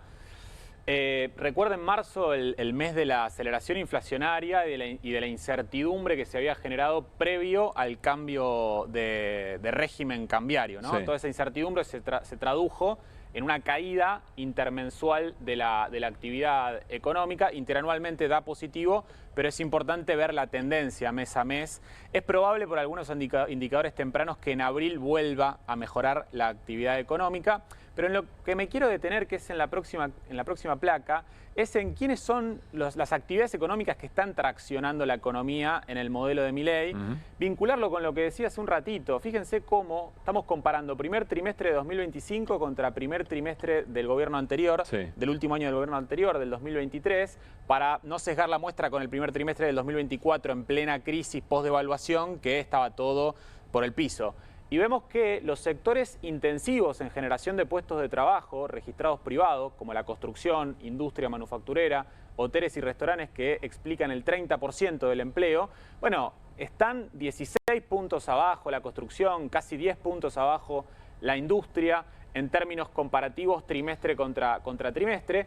Y los que están, quienes son los ganadores o quienes traccionan la actividad económica en este modelo, solo explican el 9% del empleo registrado privado. Estoy hablando de minería, del sector agro e intermediación financiera. Y con una salvedad o un asterisco, que es que el agro está explicando el 5%, 5 puntos de esos 9 lo explica solamente el agro. Es decir, un agro que compara en 2023 con un año muy malo de sequía. Entonces también hay un sesgo. Un rebote estadístico. Hay un rebote estadístico. Así que estamos hablando entre un 4 y un 9% del empleo registrado privado de calidad, que son las actividades que están traccionando la recuperación en B corta de la cual se jacta el gobierno. Esto abre dos preguntas interesantes. Primero, una moraleja, no siempre que hay crecimiento económico implica un país más justo. Es decir, hay que hacerse una pregunta primero sobre qué actividades son y cuánto empleo genera, y al mismo tiempo cómo se reparte eventualmente ese crecimiento. Exactamente, volvemos a la pregunta del principio. ¿Cuáles son las actividades que le van a generar empleo a los 108.000 puestos de trabajo registrados privados que ya se perdieron, insisto, solo del sector privado y dato a febrero? O sea, y tenemos algunas otras placas también para ilustrar esto, estas distintas letras o para completar el abecedario, porque estamos hablando del rebote en B corta, y también vemos algunas L. El consumo que no repunta, tenemos acá autoservicios mayoristas con una caída de 20 puntos. Fíjense, una caída muy abrupta en los primeros meses del cambio de gestión y nunca se recupera. Claro. Siguiente placa, también tenemos datos de puestos de trabajo, como les mencionaba. Vuelvo un cachito al anterior. ¿Sí? ¿Qué país llamativo? ¿Qué es lo que le está pasando a la sociedad argentina, cuya economía crece en B, pero sin embargo el consumo sigue cayendo? Es decir, a la gente le va mejor, pero decide consumir menos. Sí, acá... Es muy llamativo, ¿no? Acá datos de consumo masivo todavía vienen mal, no se han recuperado. Esto es mayoristas, y consumos en supermercados también vienen planchados. Lo que ha tenido un leve rebote son algunos bienes durables, producto de que cierto estrato de la población le ha mejorado el sueldo en dólares, y esos bienes, hablo de autos o propiedades, bueno, están dolarizadas. Claro. Pero es el único segmento, insisto, nuevamente, una heterogeneidad. Al igual que lo vemos en el empleo, lo vemos dentro de las posibilidades de consumo, hay heterogeneidades. Mejoran únicamente aquellos bienes durables caros, en donde gran porcentaje de la población no puede acceder a ellos, y el consumo masivo sigue en esta L por el piso.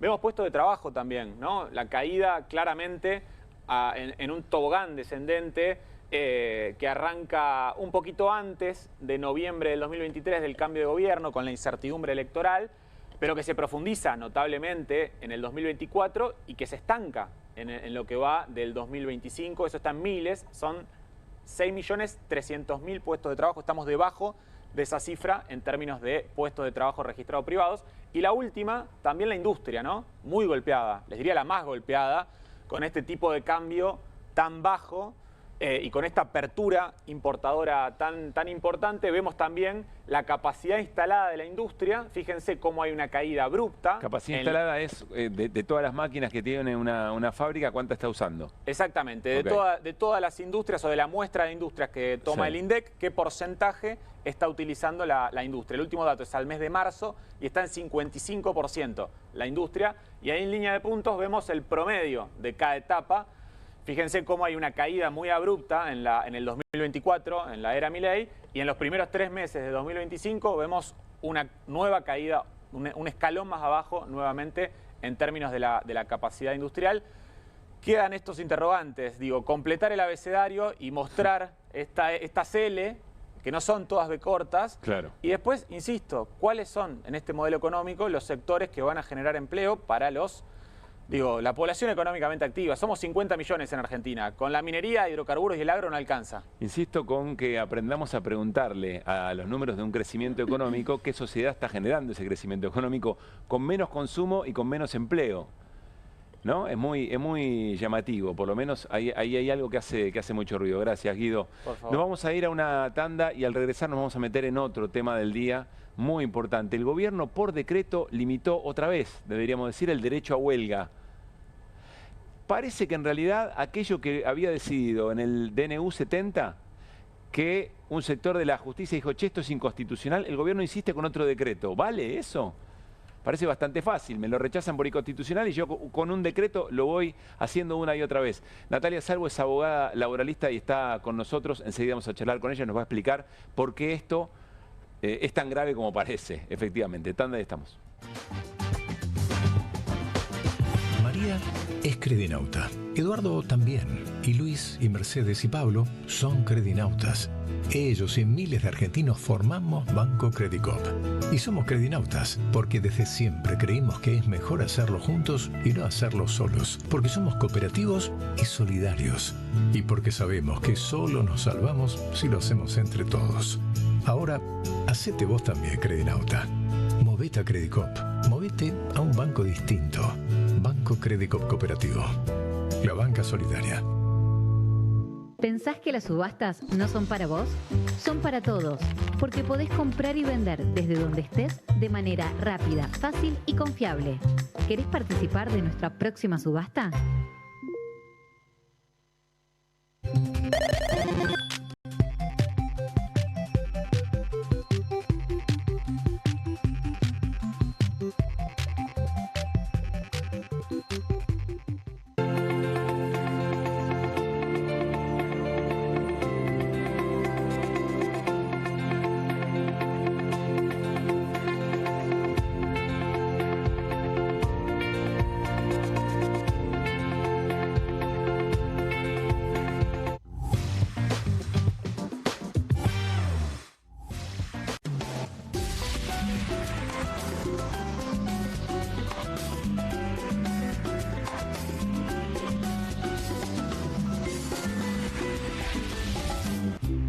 Las casas usan diferentes perfumes. Eligen oler a café en la mañana, a veces a ropa recién lavada y otras a madera. Pero cuando quieren oler a limpio, eligen Prosenex. Sentí el perfume de la limpieza. Prosenex, limpieza que se siente.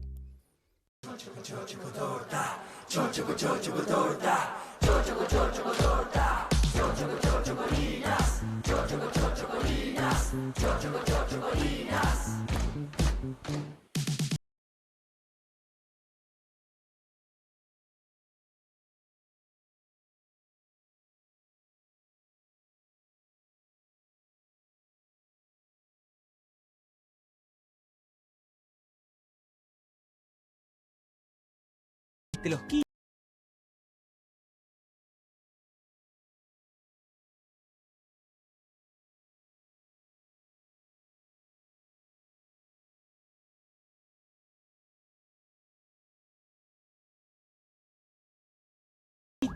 Pero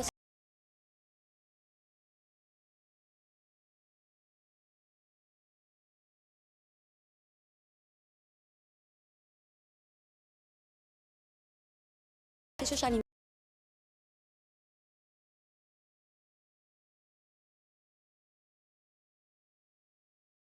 que mi inodoro con Harpic. Sí, Protefal desinfecta y deja impecable tu baño. Para cualquier desafío que te dé el baño, nada mejor que Harpic. Llega la noche más picante de la televisión. Si atacan al periodismo, Perfil se pone bravo. Bravo TV. Periodismo, información y polémicas. Llegan 4 nuevos programas. Más de 50 periodistas, intelectuales, dirigentes y académicos que darán cada noche de qué hablar y pensar. Desde El Canil, lunes a viernes a las 18 horas. Una ronda de periodistas con secretos e información exclusiva. Soy Casta. De lunes a viernes a las 19 horas. Un programa diferente de mujeres, plural y picante. Conducido por Carmela Bárbaro. Comunistas. De lunes a viernes a las 20:30 horas. Una mesa de intelectuales analiza la realidad del país en profundidad. QR. De lunes a viernes a las 22 horas. Con la conducción de Paulo Caruso y gran equipo. La síntesis del día para un público que valora el periodismo crítico. Bravo TV. Lejos del poder. Cerca de la gente. Polenta. Deliciosa, práctica, tuneable. Pobre, el que no la probó nunca. Porque hay 1000 formas de preparar una Presto Pronta. ¿Pensaste que era algo para comer cada tanto? Pobre de vos. No solo se hace en un minuto. Cuando sale así de buena, se acaba en un minuto. Pobre Rami. Martes con queso, viernes con estofado. Pobre la ollita de la abuela que tira y tira y tira. Presto Pronta. Pobre quien se la pierda. Salimos a la calle a probar la nueva fórmula de Vanish. ¿Quién me ayuda a manchar esta remera con algo que no salga con nada? El detergente solo no va a ser suficiente. Vamos a agregar Vanish, incluso sin refregar. Este es el poder de la fórmula mejorada del nuevo Vanish. Elimina manchas casi imposibles, hasta la grasa. Animate al desafío y confía en Vanish. No te compartas los datos del celu. ¿Salís? Conectate al ahorro. Con Telecentro Wi-Fi prepago podés tener el giga más barato para usar internet fuera de tu casa. Conseguilo en Mercado Pago y disfrutá 10 gigas desde 629 pesos. Telecentro, conectando con vos. Bienvenido a todo Latinoamérica.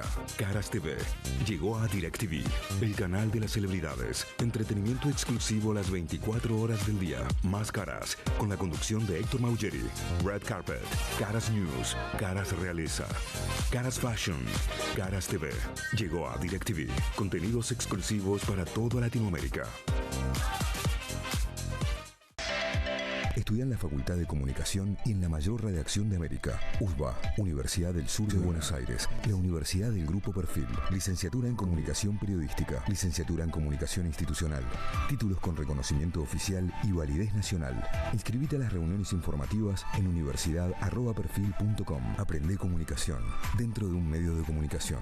USBA, Universidad del Sur de Buenos Aires.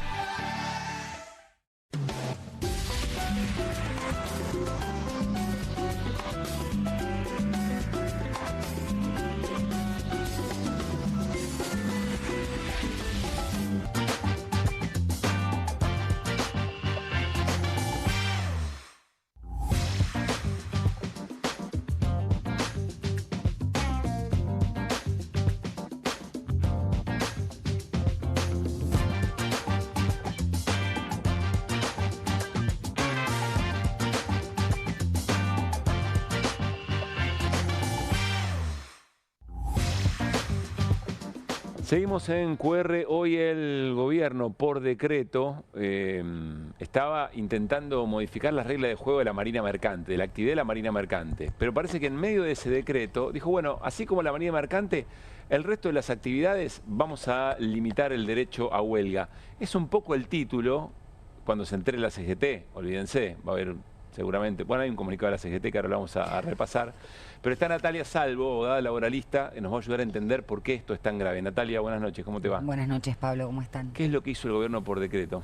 Limitó, mejor dicho, hizo desaparecer el derecho de huelga, que es una libertad pública fundamental, no solamente que está en el artículo 14 bis, expresamente consagrado, sino que es una derivación de convenios internacionales que consagran a la libertad sindical como un derecho humano fundamental. ¿Pero que prohibió la huelga?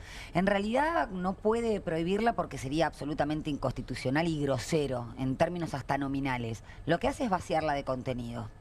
Y hay dos formas frecuentes por las cuales se limita el derecho de huelga. Una es acotando el sujeto titular. Ya esto lo hizo la Corte con el fallo Orellano en el mes de junio del año 2016, diciendo que, a contrario de lo que dice la OIT, no cualquier grupo de trabajadores son titulares de ejercer el derecho de huelga, sino las asociaciones sindicales que están expresamente contenidas en la ley de asociaciones sindicales. Ya limita al sujeto. Y claro, tienen que estar formalizadas, ¿no? Esto es a contrario de lo que entiende la OIT, porque claro, al ser un derecho humano fundamental, cualquier factor limitativo es apartado. Claro. Ahora, el segundo tópico es el establecimiento de servicios esenciales, porque la consecuencia jurídica de que una actividad sea servicio esencial es justamente que tenga que prestar una cantidad de servicios mínimos.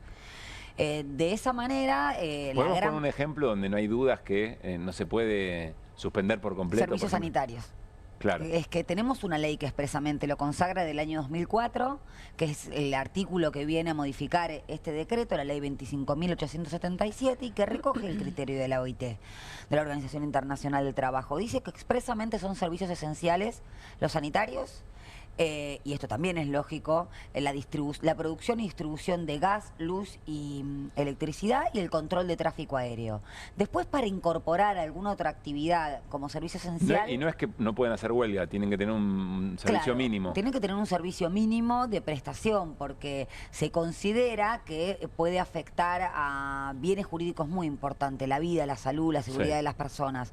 Y este es el criterio que establece el OIT para decir, a ver, si hay una medida de fuerza que conlleva un peligro para la salud, para la seguridad de toda parte de la población, se puede incorporar como servicio esencial a través de una comisión de garantías que está integrada de manera tripartita por representantes de los empleadores, trabajadores y el gobierno. Pero eso es cuando la extensión territorial de la medida o la duración en el tiempo afecta a toda parte de la población en su salud, en su seguridad. Y este es el criterio de la OIT. A través de esto te hacen una lista en donde todo es servicio esencial. Eso es lo que hizo el gobierno hoy. Exacto, entonces es un bello sueño la huelga en ese sentido. Ninguna actividad está comprendida en la posibilidad de tener la huelga como derecho humano fundamental. Entonces, la verdad que creo que acá se encubre también un prejuicio muy grande, que es que, y es una ficción jurídica también muy importante, mi derecho empieza donde termina el tuyo. Esto no es así. Los derechos son correlaciones de fuerza y se ve muy palmario tanto en el locao patronal como en la huelga. Porque hay una dañosidad que se produce, efectivamente es así. Sucede que los derechos son relativos y cuando hay un conflicto muy importante en una sociedad industrial, ya no tanto, pero financiera de capital, entonces la única manera de canalizar institucionalmente ese conflicto es permitiendo esto, pero estamos retrocediendo al siglo XIX, en donde la huelga era un delito penal y donde los mártires de Chicago incluso fueron colgados por pedir la reivindicación de la limitación de la jornada y hacer una huelga. Y nosotros en nuestro país tenemos desde la Semana Trágica hasta la Patagonia Rebelde en adelante, ¿no? Como ejemplo. Guido. Sí, Natalia, el decreto apunta a servicios esenciales y actividades trascendentales. Sí. Ahí, ¿cuál es la diferencia? Y después, digo, esto ya estaba en el DNU 70-2023, ¿no? Efectivamente, se incorpora a través de la desregulación de la actividad de la Marina Mercante. Esto estaba expresamente en el decreto que está suspendido en el 70-23 por una medida cautelar que interpuso la CGT. Ahora, los servicios de importancia trascendental no están en nuestra legislación. Sí establece una diferencia la OIT. pero pone este decreto una diferencia en cuanto a la prestación mínima de servicio. Los servicios públicos esenciales, 75% del servicio, y los de importancia trascendental, 50%. En definitiva... Que tienen que mantenerse en actividad. En actividad, pero Sí. está desde la educación, que es una gran pretensión de la derecha o de los gobiernos neoliberales, ya lo intentó hacer Mauricio Macri, como servicio esencial, y después desde televisión, servicios bancarios, incluso hay una estipulación muy ambigua y muy amplia, que es cualquier actividad que altere un proceso productivo o algo así. O sea, ya entra todo. Entonces no hay huelga. Pero no entendí, ¿cómo desde la Marina Mercante? ¿Estaba trabajando sobre la actividad marina mercante? Claro, y después introducen un anexo, el listado de servicios públicos esenciales. Es una técnica legislativa, si se puede decir de alguna manera, porque esto no olvidemos que es un decreto de necesidad de urgencia, es actividad legislativa en cabeza del presidente, que en principio es una excepción. Acá no hay necesidad y no hay urgencia, el Congreso está funcionando, pero bueno... Claro. Naturalizamos tanto que hay modificaciones sustanciales a través de DNU que esto nos llama la atención. Pero o sea, no puede ser visto esto como un compartimento estanco, porque tenemos las imposiciones del FMI, que ya está pidiendo reforma laboral. Muchas de las reformas que Bueno, están... la AmCham se lo pidió ayer también, Ayer ¿no? mismo, Al previsional y presidente. laboral. Sí. Lamentablemente no es la primera vez. En los años 90 se introdujeron incluso las ART, a través de una reforma pedida también en ese momento por organismos internacionales. Y bueno, son cuestiones que degradan o precarizan las relaciones laborales y que después quedan más allá de las declaraciones de Ahora, inconstitucionalidad. Natalia, quiero entender esto. Si efectivamente hubo un decreto, el decreto 70, el gobierno quiso hacer exactamente esto, hubo recurrió a la CGT de la Justicia, hay un sector de la justicia que le dice, sí, esto hay que revisarlo, por lo menos no es constitucional, se queda suspendido.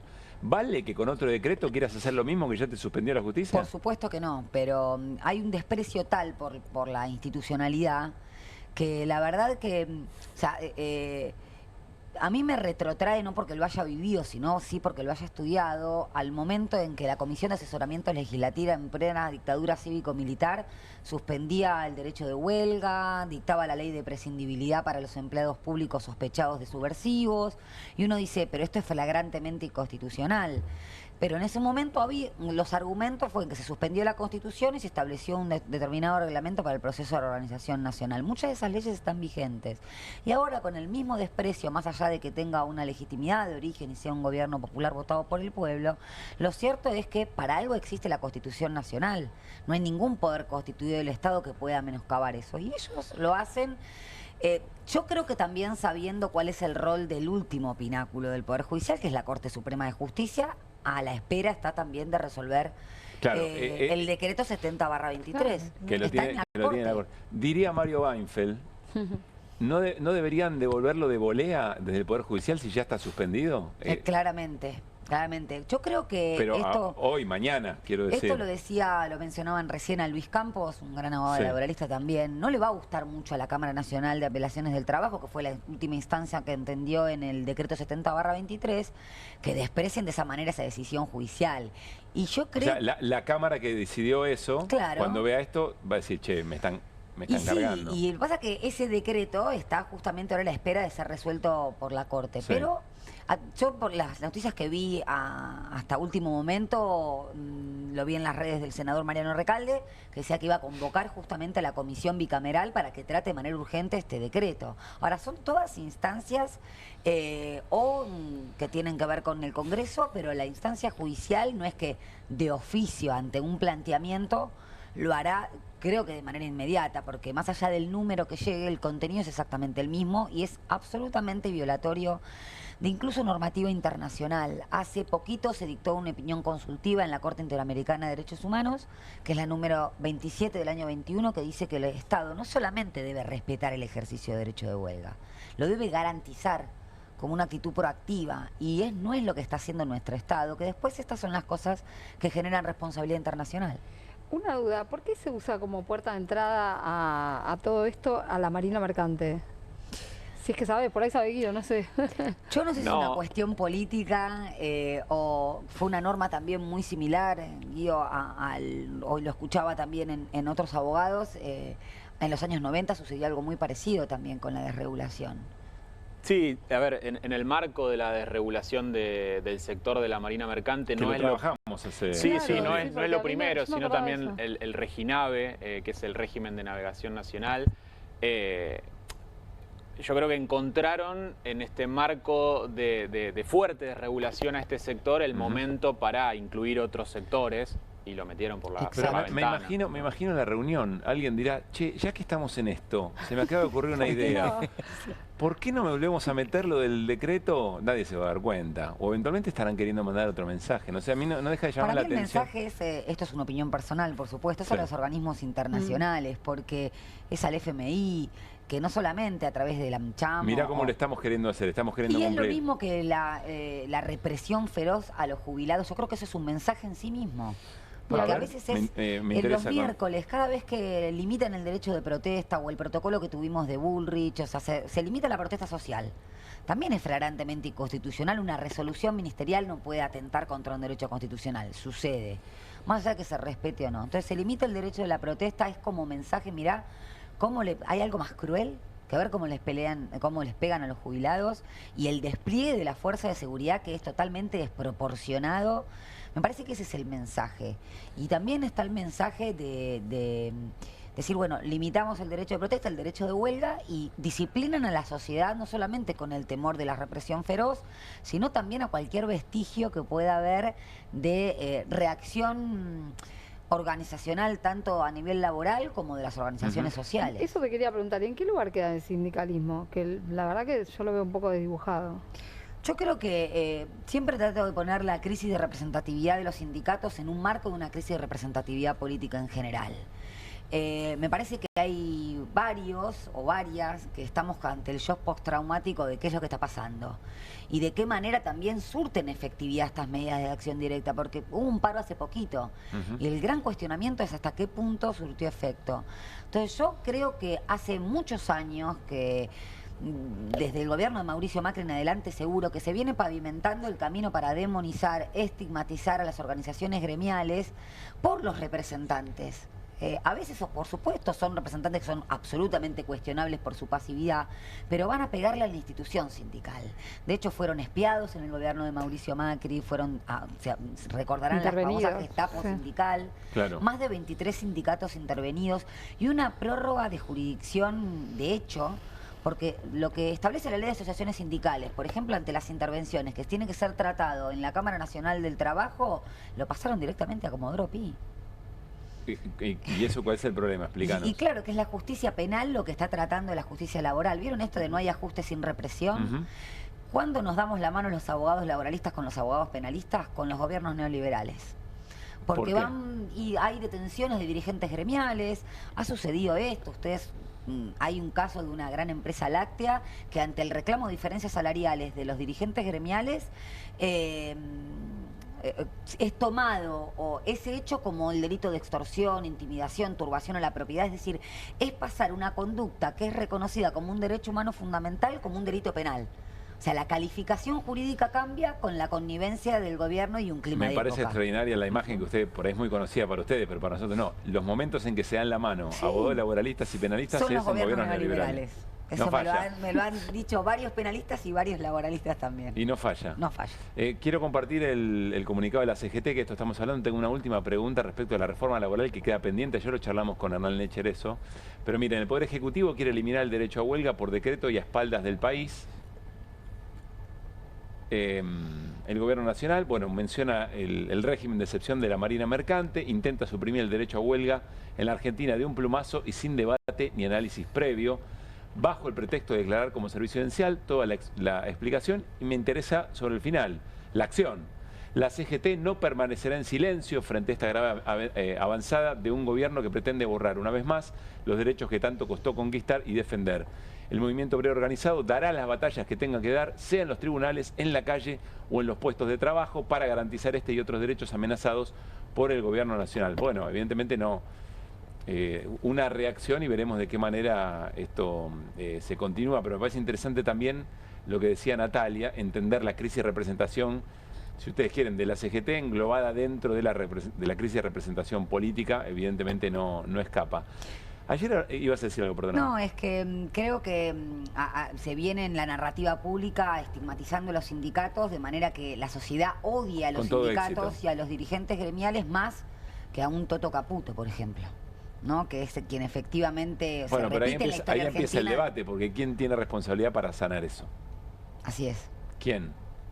A mi entender, la propia dirigencia gremial. Tiene que encontrar la manera de reconectar con sus representados, digamos. Tal cual. ¿no? Pero bueno, es un interesante debate quizá para otro momento.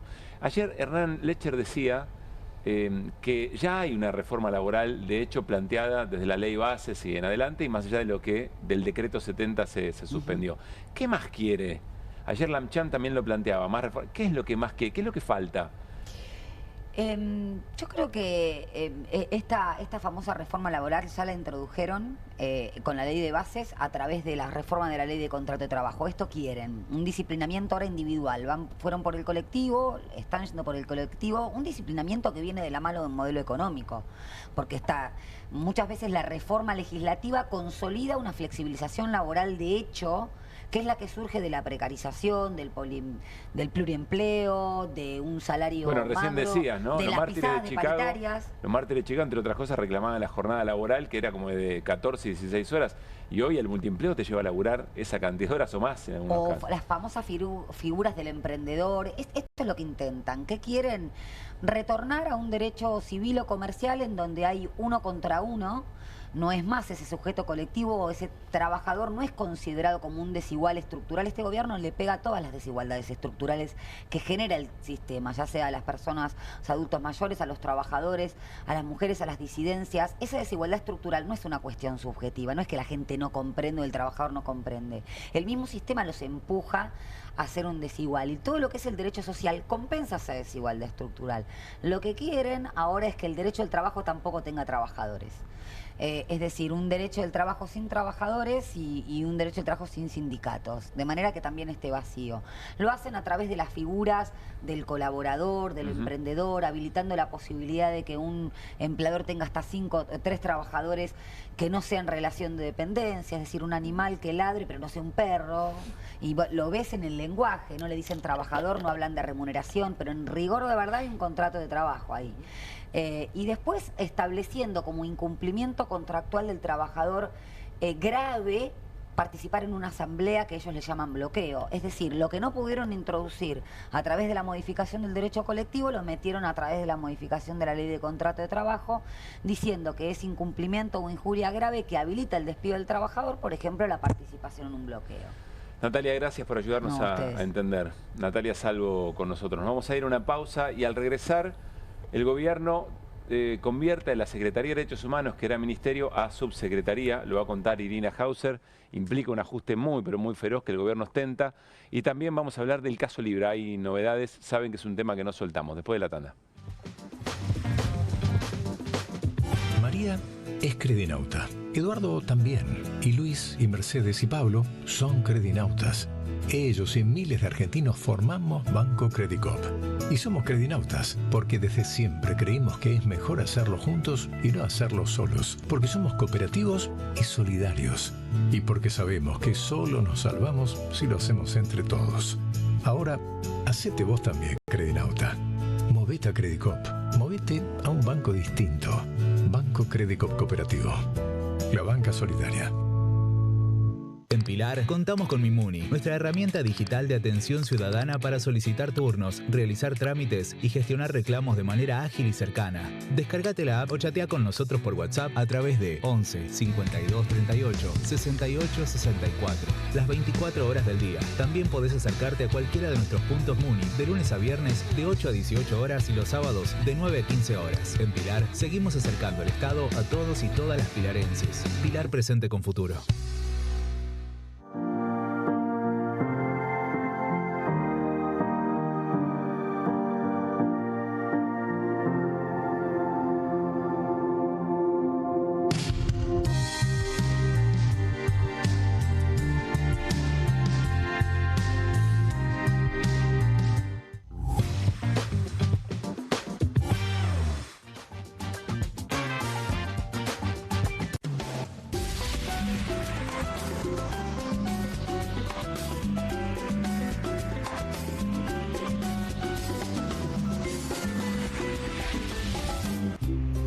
casas usan diferentes perfumes. Eligen oler a café en la mañana, a veces a ropa recién lavada y otras a madera. Pero cuando quieren oler a limpio, eligen Prosenex. Sentí el perfume de la limpieza. Prosenex, limpieza que se siente. Polenta, deliciosa, práctica, tuneable. Pobre, el que no la probó nunca. Porque hay 1000 formas de preparar una presto pronta. ¿Pensaste que era algo para comer cada tanto? Pobre de vos. No solo se hace en un minuto, cuando sale así de buena, se acaba en un minuto. Pobre Rami. Martes con queso, viernes con estofado. Pobre, la ollita de la abuela, que tira y tira y tira. Presto pronta. Pobre, quien se la pierda. Con movimientos circulares. Tu rutina de skincare te debe traer muchos seguidores, pero este baño te los quita. Pero si yo ya limpié mi inodoro con Harpic. Sí, pero te falta el resto de las superficies. Necesitas el Harpic Baños. El rojo, que saca manchas difíciles, desinfecta y deja impecable tu baño. Para cualquier desafío que te dé el baño, nada mejor que Harpic. Hay una casta superior que es los periodistas que si mienten, calumnian, injurian y dicen cualquier cosa. ¿Tenés ahí los nombres de los periodistas que tengo que meter en cana? No nos tomamos esto a la joda, como esos periodistas mentirosos. Y dentro de la cancha vale todo, que la vayan a buscar, la tienen adentro. Soy un abanderado de la batalla cultural, pero los imbéciles con déficit de IQ doméstico, ¡ay, no, miedo! Mientras que los imbéciles de los periodistas... ¿Sabes la cantidad de periodistas que tengo para mandar a la hoguera? Las mentiras de los medios. Y periodistas ensobrados, operadores, basuras. No me venga con que son inocentes. No digo que sean tan malos como los periodistas. Digamos, raya el mal gusto propio de cerdos. Creo que es una ofensa decirle periodista. Sí. Milei odia al periodismo. Nosotros amamos al periodismo. Suscríbete a perfil.com. Nueva Saladix extra picante. Posta, picarán más que las otras.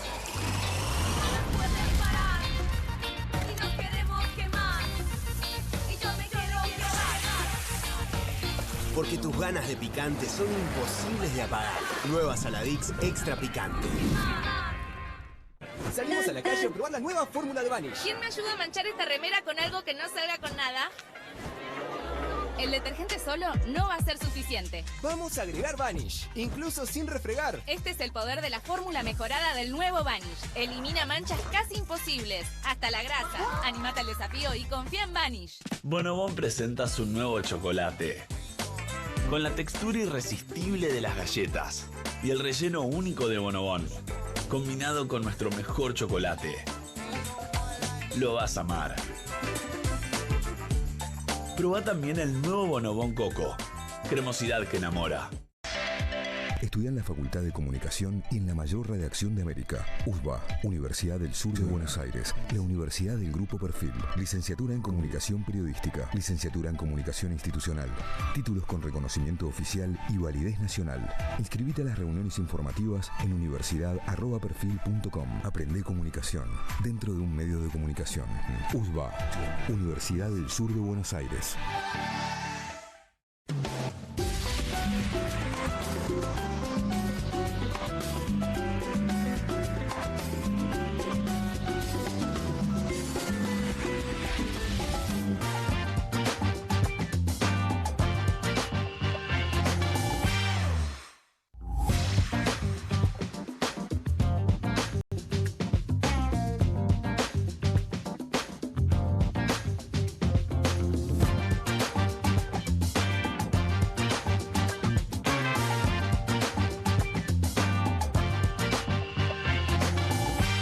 Muy bien, seguimos en QR, en Bravo TV, en vivo hasta las 12 de la noche. Y tenemos portada para lo que vamos a contarles del anuncio del gobierno, recorte muy profundo respecto de las políticas de derechos humanos. Y esta es nuestra portada, miren.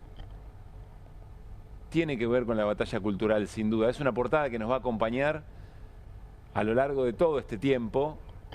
Y seguramente cada momento del día o cada jornada tendrá un episodio de la batalla cultural. Dame de vuelta la portada, porque quiero marcarles algunas partes. Miren los sobres. Los mandriles están allí abajo, allí los orcos. ¿Por qué hablamos de batalla cultural y de recorte en la política de derechos humanos? Porque seguramente tiene poco que ver con algo, una planilla Excel de costos, tiene que ver con otras cuestiones que se expresan muy claramente en el modo en que el vocero presidencial, Manuel Adorni, detallaba la decisión.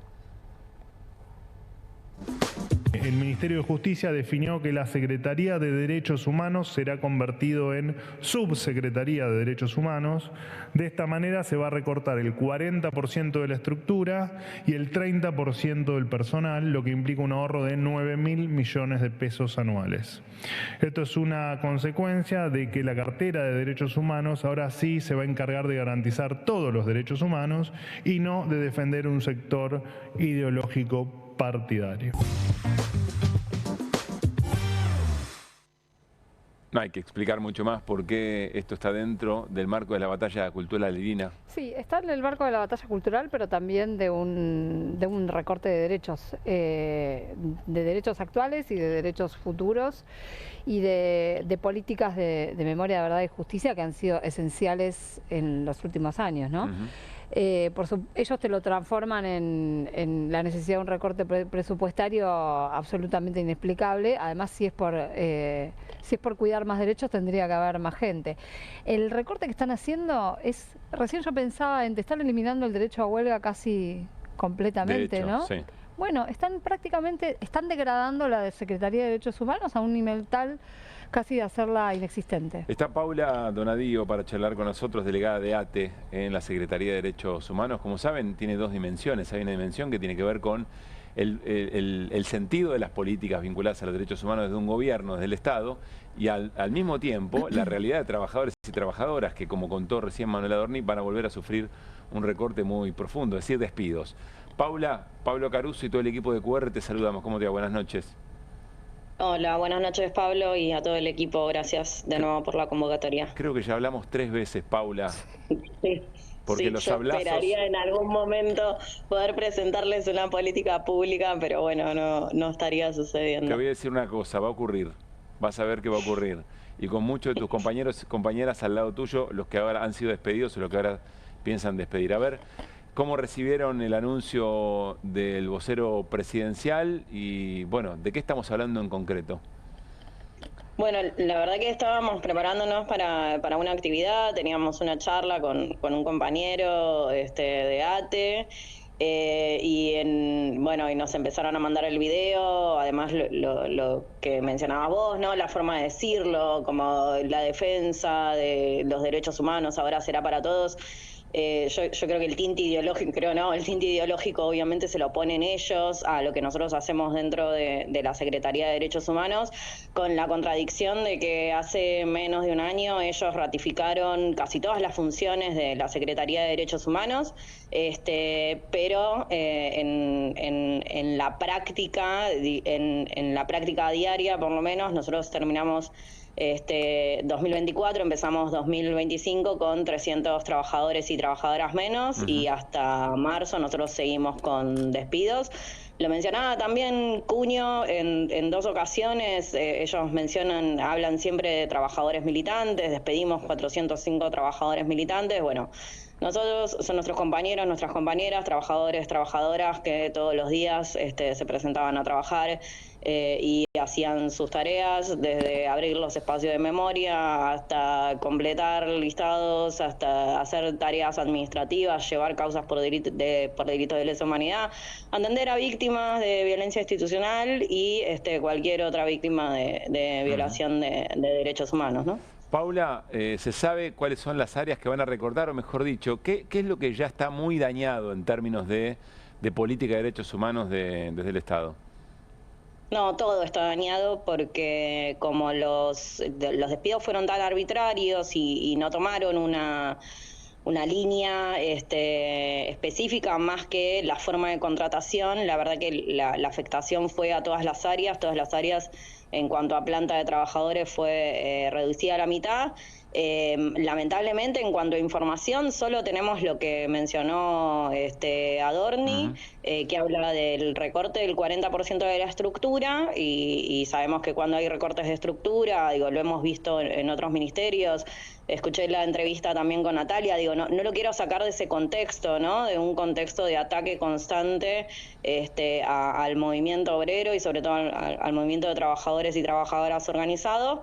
Lo que nosotros prevemos, o por lo menos por los números que expuso Adorni, el 30% de la Secretaría en este momento son casi 200 personas. Entonces, en un cuerpo de trabajadores y trabajadoras de 500, bueno, estamos hablando de una reducción ya muy grande. Y bueno, también lo que significa pasar de una Secretaría de Derechos Humanos que abarcaba todo el territorio nacional, porque nosotros teníamos delegaciones y todavía seguimos teniendo personal en el resto de las provincias, bueno, a un nivel de subsecretaría. Y en el comunicado del Ministerio de Justicia también hablaba de la disposición de mover dos estructuras que son muy importantes dentro de la Secretaría. Una es el Archivo Nacional de la Memoria, sí, y otra es el sitio de memoria ESMA a la órbita de un organismo descentralizado, bueno, como más técnico, pero bueno, también bajarles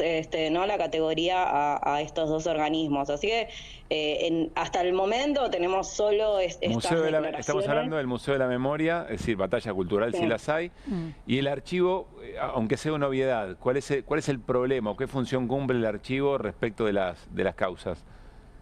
El Archivo Nacional de la Memoria tiene a resguardo todo lo que es tiene muchos acervos documentales acerca de violaciones de los derechos humanos, no solo de la última dictadura cívico-militar, sino de instancias anteriores, y también de violaciones a los derechos humanos en tanto violencia institucional.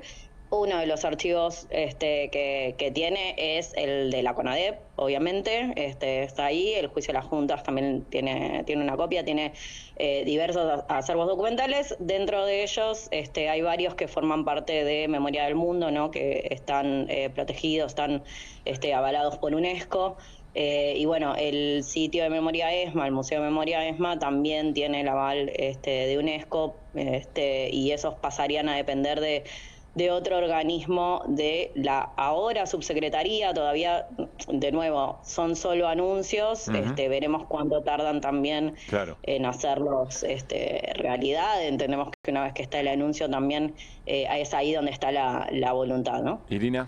Paula, buenas noches. No sé si escuché bien el porcentaje que dijiste. Dijiste que ya se redujo un 50% de la Secretaría de Derechos Humanos. Quería preguntarte, ¿qué pasó con esos trabajadores y trabajadoras? ¿Fueron indemnizados? ¿En qué situación quedaron? Bueno, nosotros dimos una pelea muy grande. Esto tuvo que ver con una serie de retiros que impulsó el Ministerio, que ellos le llamaban voluntarios, pero bueno, tenían poco de voluntarios. Fue una pelea muy grande. Se pudo avanzar en esa situación, se pudo avanzar en el tema de darles las indemnizaciones, pero bueno, todo llevó mucho tiempo, todo fue muy angustiante, y todo llevó una pelea que no debería haber llevado. Ahora, en cuanto a lo que me preguntabas, nosotros arrancamos o terminamos 2023 con una secretaría de 1.050 trabajadores, que tampoco era una secretaría muy amplia para el trabajo que desarrollamos.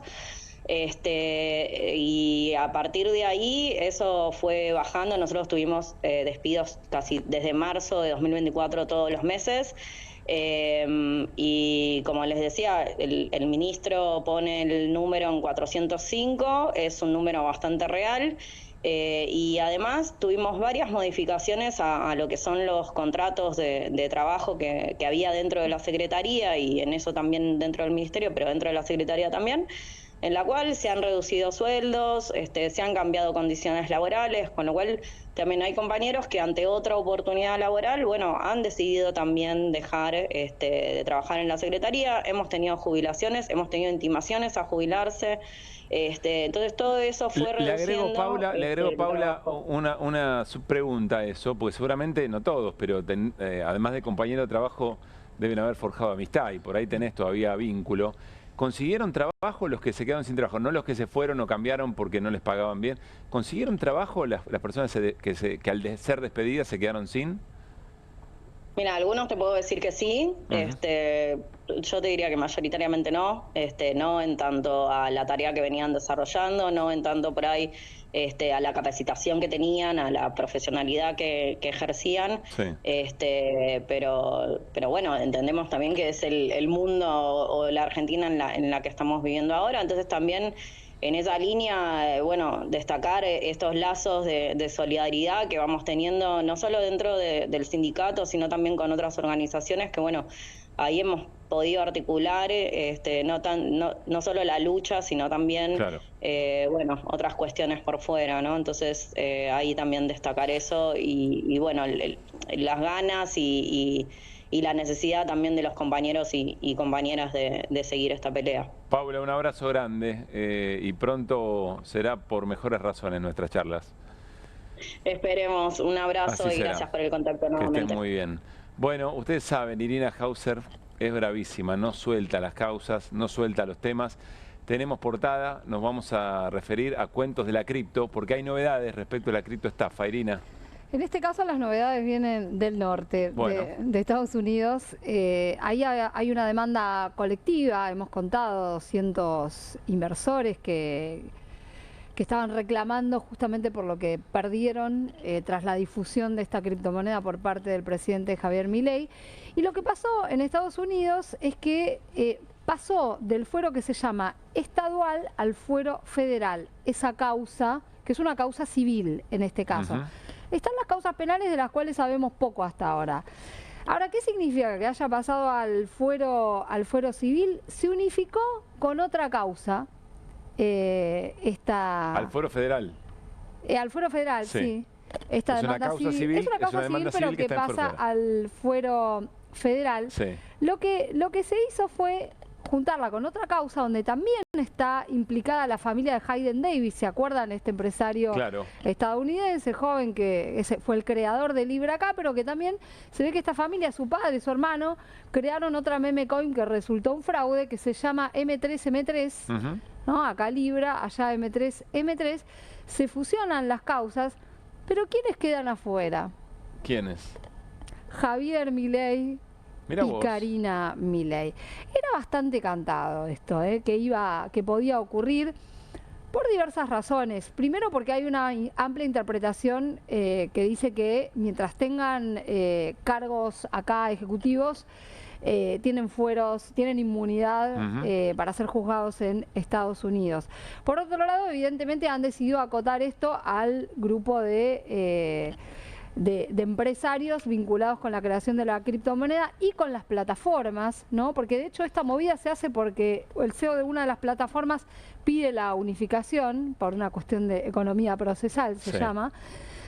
Pero lo que sí es llamativo es que viste que en Estados Unidos se han flexibilizado bastante las normativas respecto de las criptomonedas, al punto que no se las considera valores. Entonces, si esto tiene color de avanzar, quizá a la larga termine siendo un aporte en las causas que tramitan acá en la Argentina y algo se diga respecto de, obviamente Libra no hubiera existido la criptoestafa si Milei no hubiera hecho el famoso tweet. Va a ser interesante lo que la causa diga respecto de cómo se llevó adelante la estafa. Claro, exactamente. Y ese elemento, pues que hoy, eso sí es interesante. Hoy, ayer por la noche en realidad, el presidente de la Cámara de Diputados, Martín Menem, deja fuera de los temas que se iban a tratar hoy, si hubiera habido quórum para la sesión en diputados, deja fuera la resolución de quién va a ser presidente, de que la Cámara decida quién va a ser presidente de la Comisión Investigadora de Libra. No funciona porque no hay